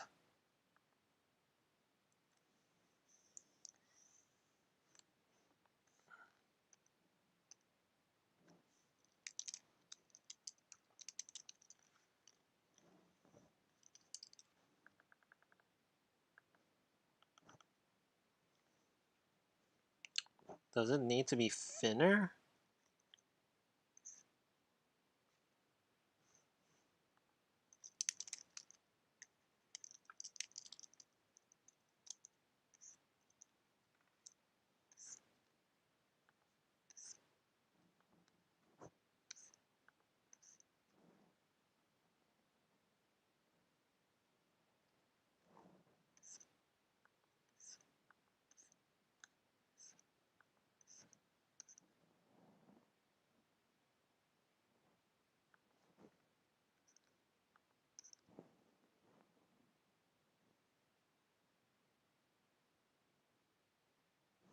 Okay, so I'm thinking hair skirt. Yeah, okay, so that's just bending in accordance to folding.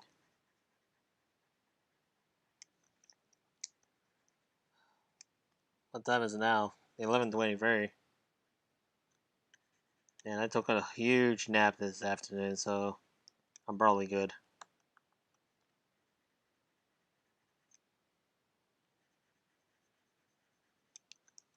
Damn.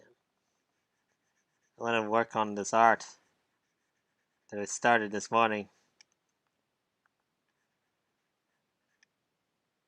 Yeah,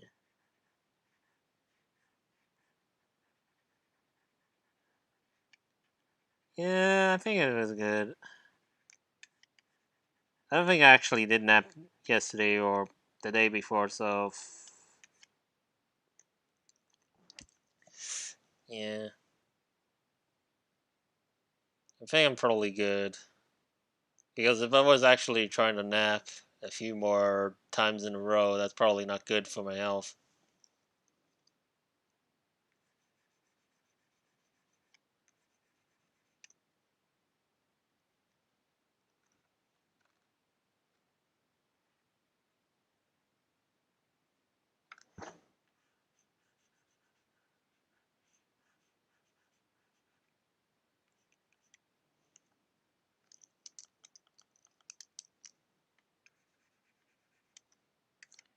Hmm.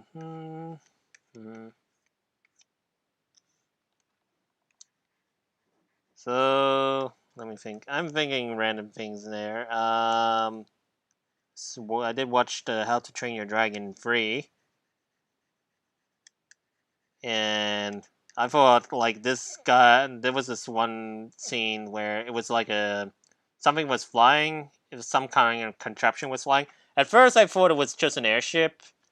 At first, I thought, did they actually? Did these dragon hunters actually invented an airship? But then instead of an airship, it's basically like four dragons flying this whole contract like this whole platform ship kind of thing, and is I just look at it and it's like, oh no, it's actually they actually created they actually created a drone ship. It's basically a drone flown by a giant drone flown by like four dragons of this guy. Jeez. Oh, okay. They they getting creative there. So like you get well, what else? It's like maybe we'll one day find like this really big fat dragon who can fly as an blimp.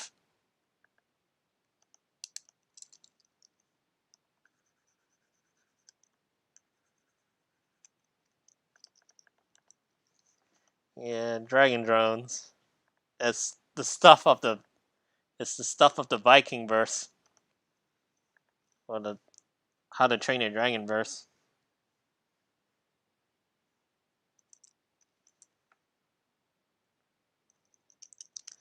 So I didn't. Yeah, I think they did create like a Christmas sequel to the movie as well, but that's not really on the stream right now.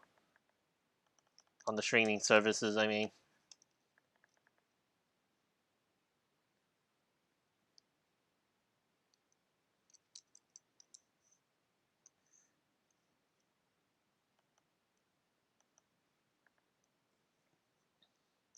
But what was super strange about the when in the preview about the Christmas sequel is that Hiccup and Astrid's kids, yeah, they they like ended up finding this book about dragons, but it's not like the actual knowledge book about dragons that the Hiccup and his friends have been helping to make to teach them about to teach the Vikings about the dragon taming and stuff. It was actually a book about hunting down dragons. So, and now it's like the Hiccups kids are like aiming to bring back the tradition of killing dragons and setting up dragon traps all over the place. And Hiccup and Asher are like, "Oh, geez, kids, you don't really have to do that."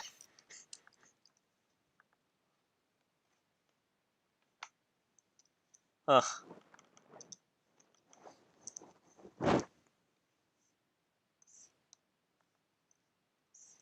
All right. Anyways,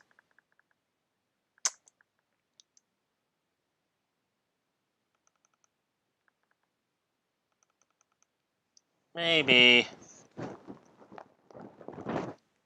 I'm gonna have to toggle window for what I'm looking at here.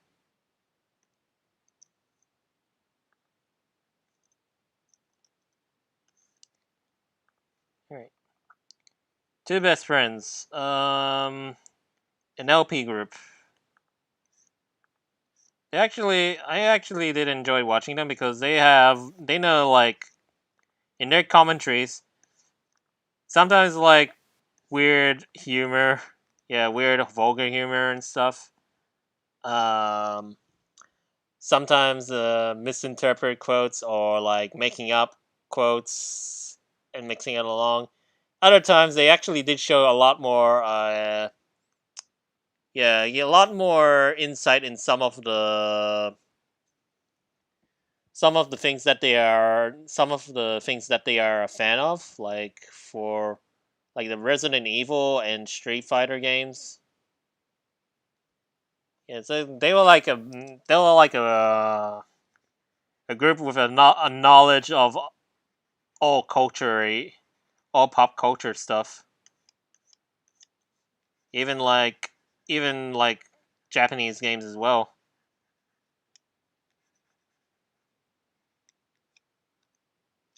and that talks about God of War as well.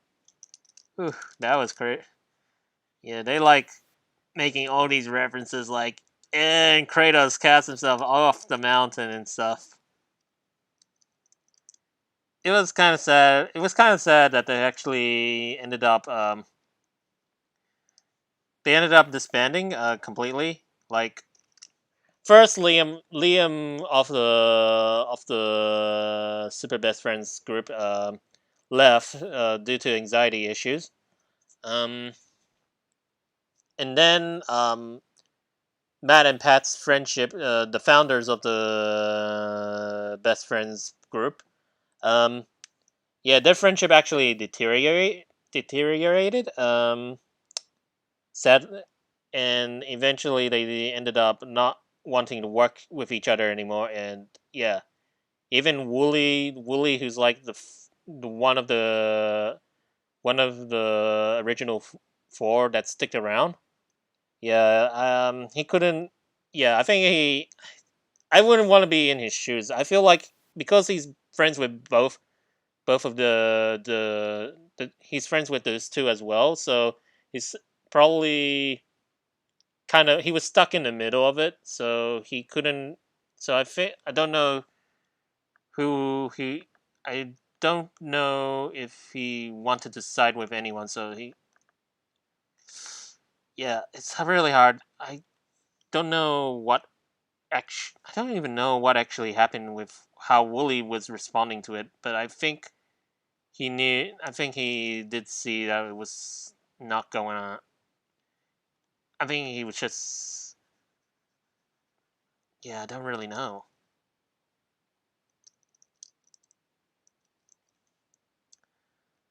Um, But yeah, anyways, they still have their separate channels, so I did look up on those. Sometimes it's not as fun as how they did it when they were a group, but other times they have some interesting content to watch. Like even like some games that I don't even know about. Like Wooly, Wooly also started playing that horror game as well. What's that horror game? The one where it's like an 8-bit. Was it an 8-bit or 16-bit? Horror with a RPG game, RPG-s game. Uh, like a Junji Ito Cthulhu horror game where you to play, try to like use some turn-based RPG mechanics and click and point adventure or something. I don't know, click and no, it wasn't a click and point adventure. It's more like a click to navigate around adventure. Yeah, I believe someone else also did try to live stream that game on Facebook as well. Like he actually knows that game, so he plays it.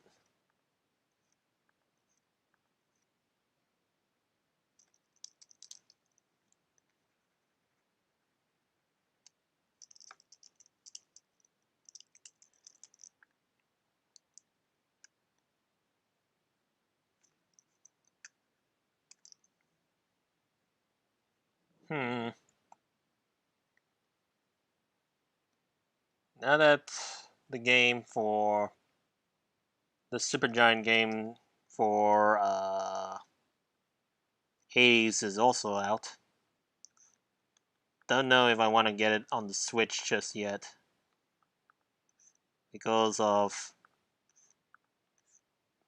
FGO money saving and all that, and PC budget.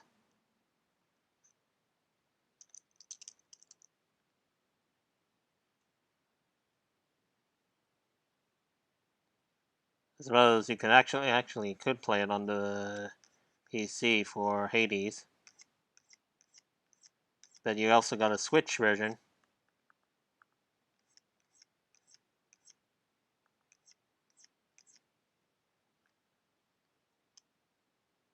I don't even know if that free subscription I got from my Twitch account for the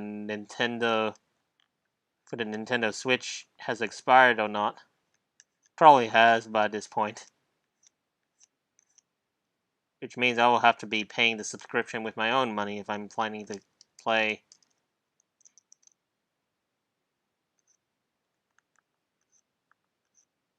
Uh,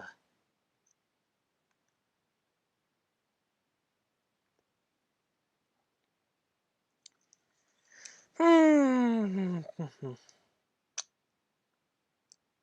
this is rough. I mean, it's rough times, man. Like, need money to stay alive. Cost of living is real.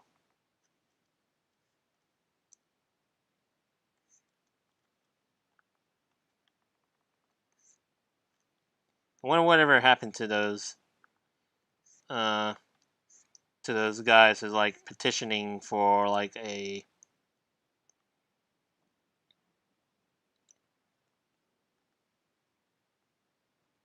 petitioning for the for a U12 formal. I bet that fell apart quickly.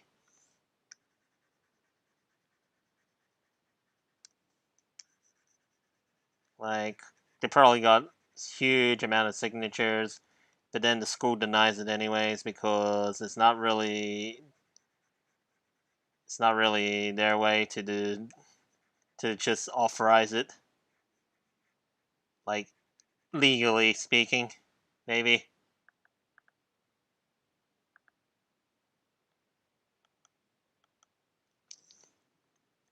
Like if anyone, like it's not real. I mean, where's the common sense? Like, is the is making memories more important than trying to stay alive?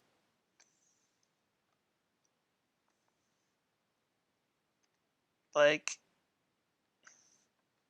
you might, like, if you get sick, then you don't know what's gonna happen. And that tells a lot of things. Like, you gotta be, like, I'm sure a long time ago when if we were kids, if we get sick, we'll probably, with like a common cold or something, then we'll probably just be so super giddy because we don't have to go to school. Oh man. And then when you get older, then you realize being sick is not that great at all. You know, like you don't even go to school anymore, and you just go to work. And then now you gotta you gotta have to fear that if you get sick when you're older, then it's gonna be really harsh on you compared to how you endured when you were like a little kid. Well, I'm sure maybe the kids were able to build stronger immunity later onwards. I mean, actually, I don't really know. When I got sick the first time, was I having it really bad? Probably was.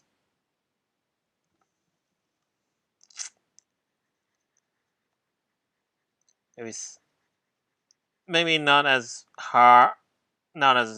worse as I would remember,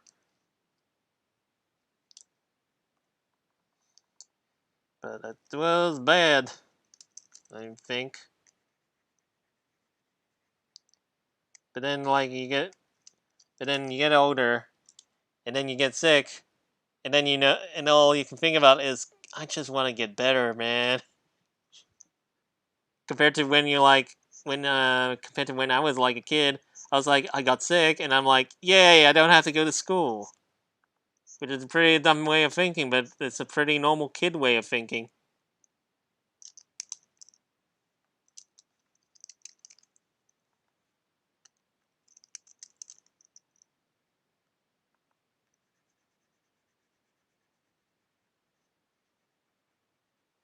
And now that we're like in COVID-19, it's gee,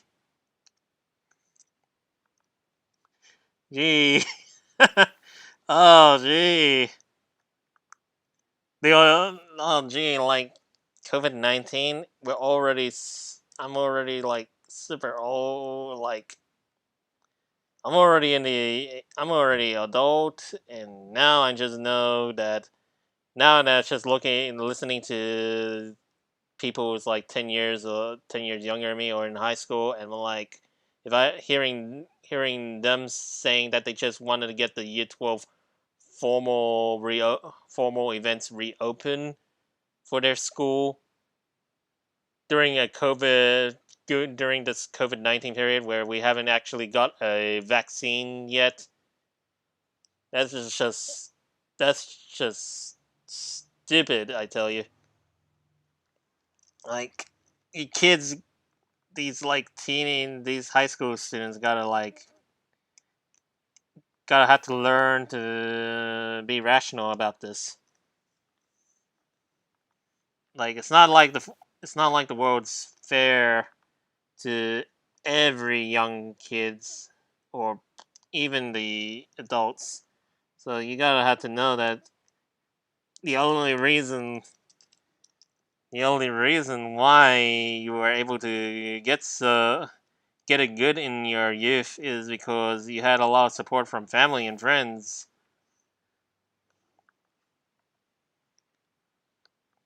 who, especially like people who's like a lot more wiser beyond their years, even supported you.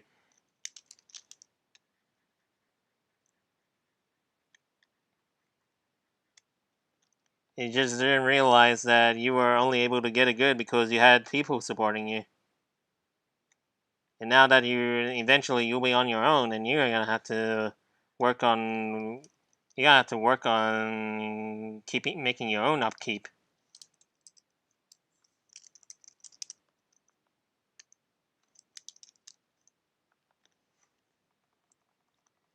Ugh.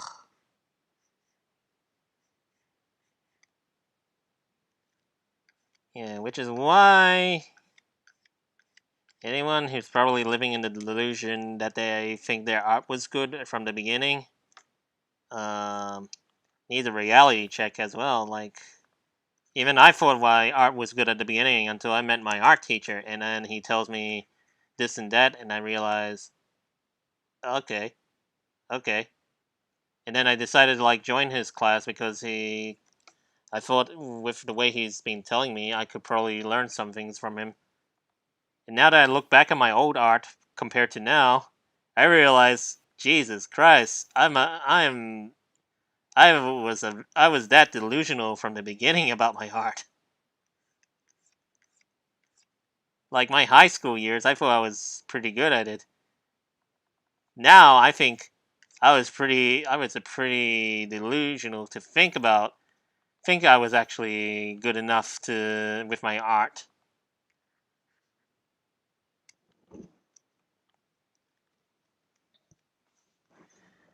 Oh, reality checks.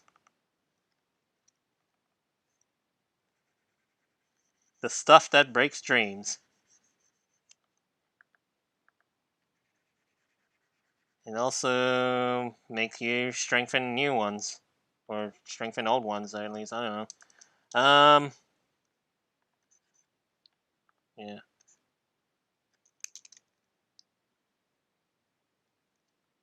It does suck.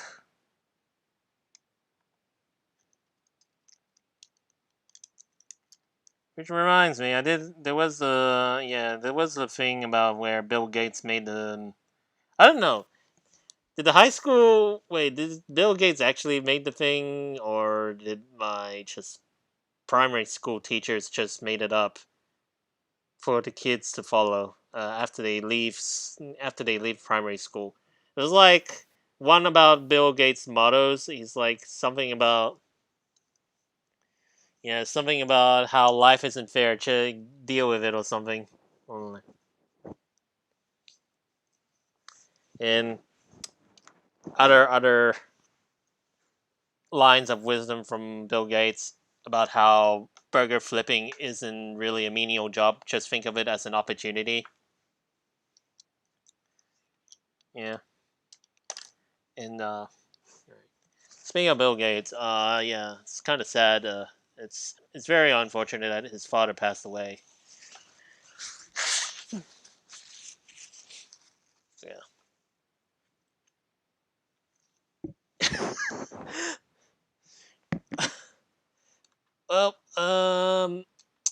Well, he is a man who have found success. I believe through adversity. From the way he's actually making those philosophies.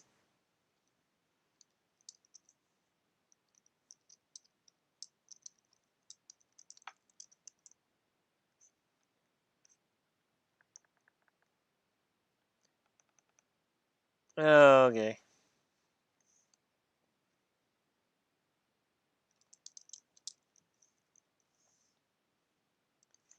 Now, if only. Yeah, if only.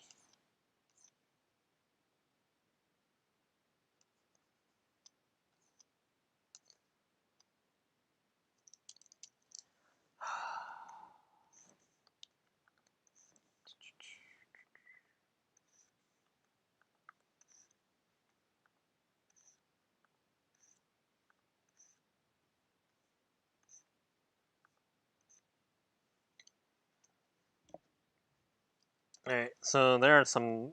Yeah, I'm gonna have to redraw some of these as well.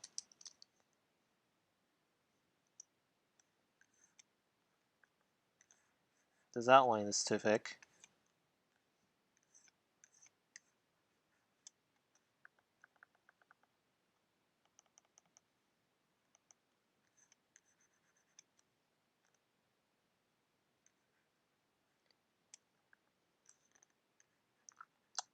Um, I finally caught up on all the manga chapters for the Blue Exorcist.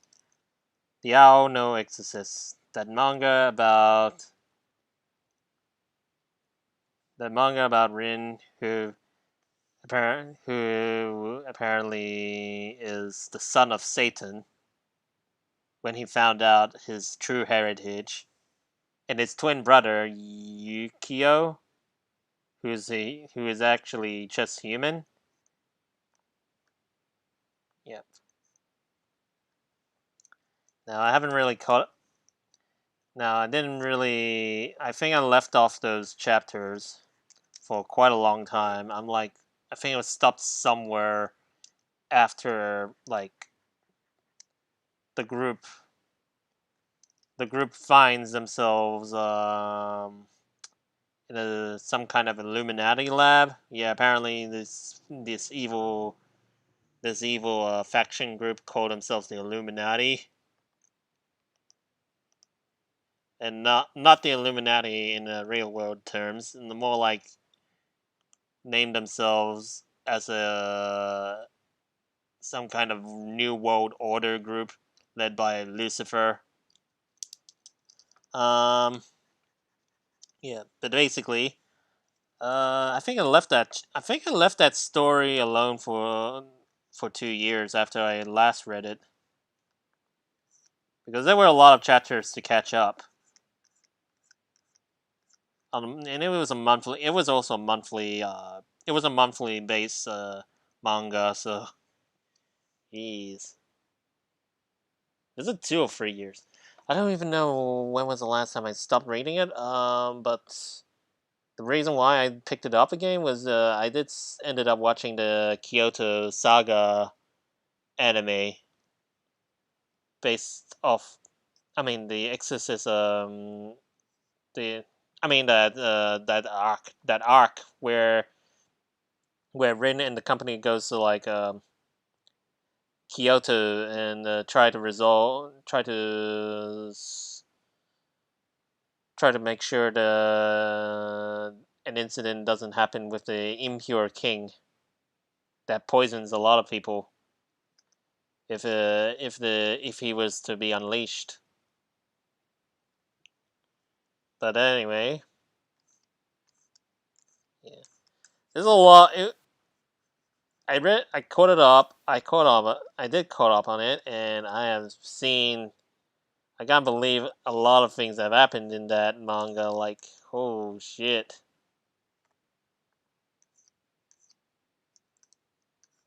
Like, did not like Rin's backstory is like, oh wow, that was a trip for him. Not just that, it's like his own backstory on his mom and the his foster father as well happened in there too. The origin for how he became the son of Satan is real.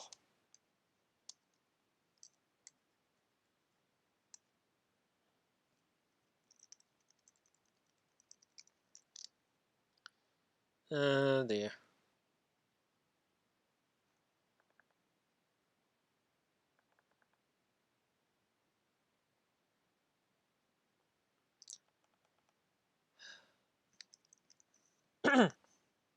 And 2 years until Castoria comes up in FGO. Like I was not even aware that everything we are playing on the FGO NA NA version was actually 2 years behind the Japanese version until I picked up this game again. Now I'm like looking back at references and seeing like trying to keep track of all the 2 years that's gonna pass. Yep, super broken. I believe she is the one that will be. I think she is the one that goes. You can loop her with anyone, right?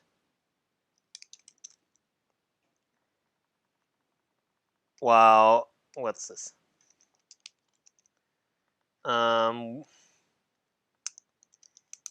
Yeah, while the Scotty can only be looped with just anyone who's quick based, like a quick based Noble Phantasm Servant. I have a lot of. I think at this point I probably have all the tier 1. No, do I have all the tier 1 quick based servants?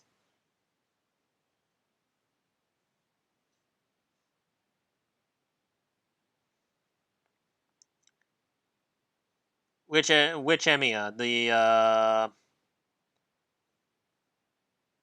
Which Emiya? The regular Emiya, the assassin Emiya, or the Emiya altar?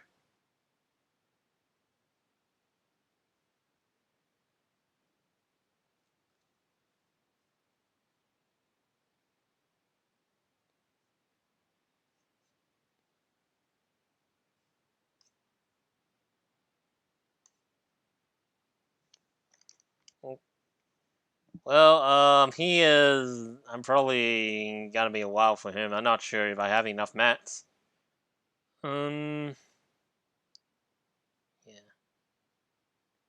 Okay, so I don't have Pravati and Valkyrie. I only have Atalante and Edmund as the tier 1 looping. Uh, Achilles, I don't have. Mary Antoinette. You actually, I don't even have. I don't even have her, but I do have Lancelot. Well, Ishtar Rider, I definitely do have her from the event. Um, yeah. So Ishtar Rider free in tier 3, tier 2 Lancelot, and tier 1 is Edmund, is Dante and Atalante. I do have regular Atalante the archer, and now I have Atalante the berserker. So weird. So it's so weird that I actually got those two, like, on different days in the same row. Like I got Atalante, uh, altar, and then I got Atalante Archer the day after. Super and like super nuts that that gotcha roll.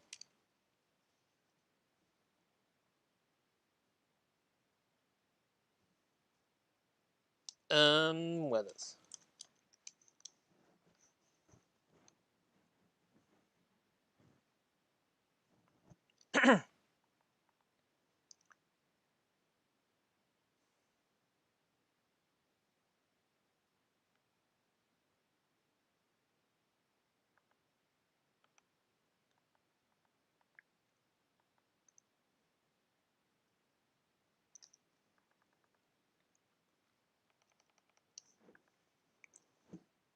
There's someone here like and the YouTube feed showing me off all the JP stuff from FGO. Uh, Probably not a good thing in my case when it comes to stuff happening. I don't know if ever, if by the off chance that they need the story will be unlocked, and they just show it off in the feed. Oof. But then they did mention about how Skahat's gonna get a costume, a bunny costume. Like a bunny costume, really, for Skaha? It's not even Easter.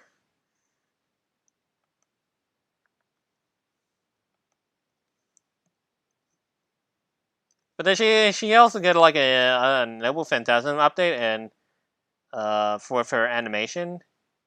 You know, when I saw it, it was actually pretty cool.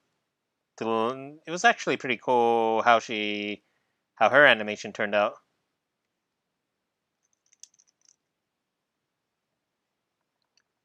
But that's gonna be only come out for like 2 years. In 2 years for the NA.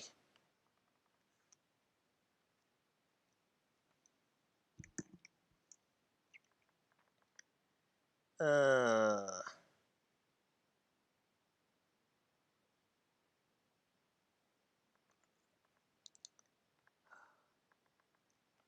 eventually, eventually, this hand will be fixed.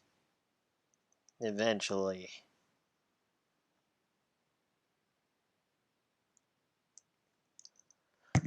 Well. Oh.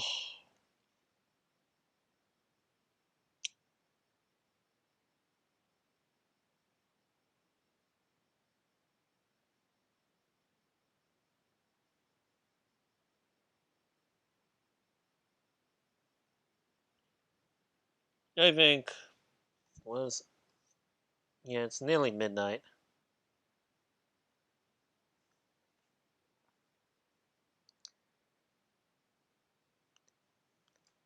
Maybe maybe it's a good time to stop here.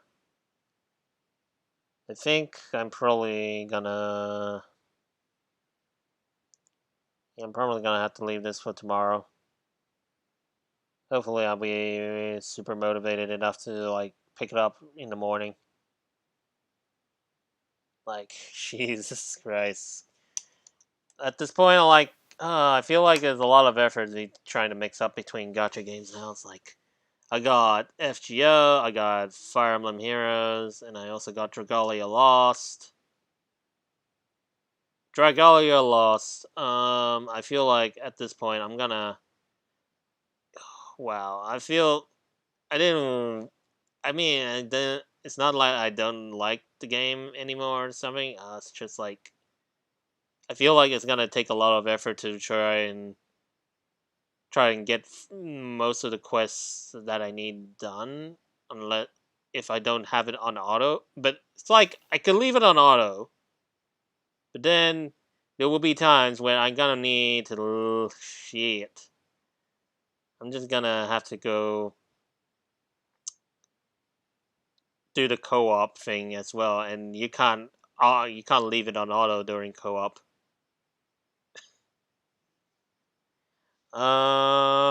Arknights.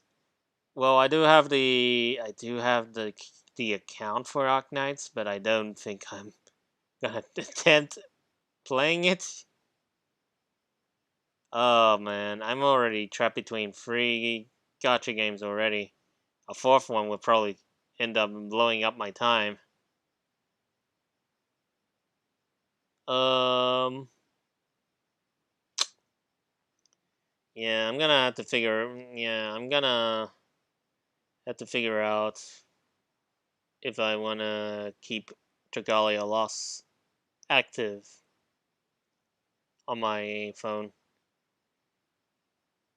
or if I'm gonna delegate to like just only still logging in for dailies and then do this and that, and then just leave.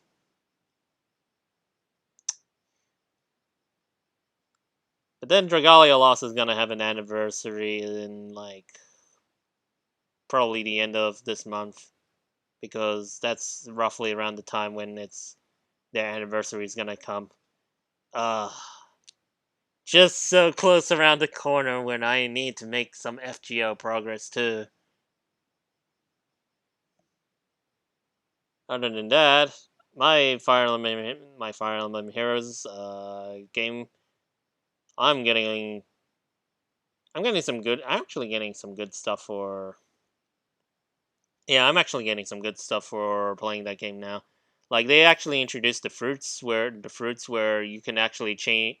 You get 100 of them, and you'll be able to change the IVs of each of your adventurers, any of your adventurers. And I think that was actually pretty good. I was able to fix up one of the legendary sword units I got just recently, and he's the top meta for the present list right now. Yeah, Fallen Ike is the speedy OP'd is the speedy OP'd sword unit that everyone would want to have. But anyways, I think it will be the end of the stream for tonight, and thanks for watching, Joel. Okay, I think I'm gonna end it now. So see, I'll start. Make some. I'll try and make some progress on this art. I hopefully get this outline done before next weekend. If I don't end up getting drawn too much into the FGO, but I feel like I'm slowly getting my self control back into art again. So that's starting to feel good now about it. All right, thanks for watching. See yous.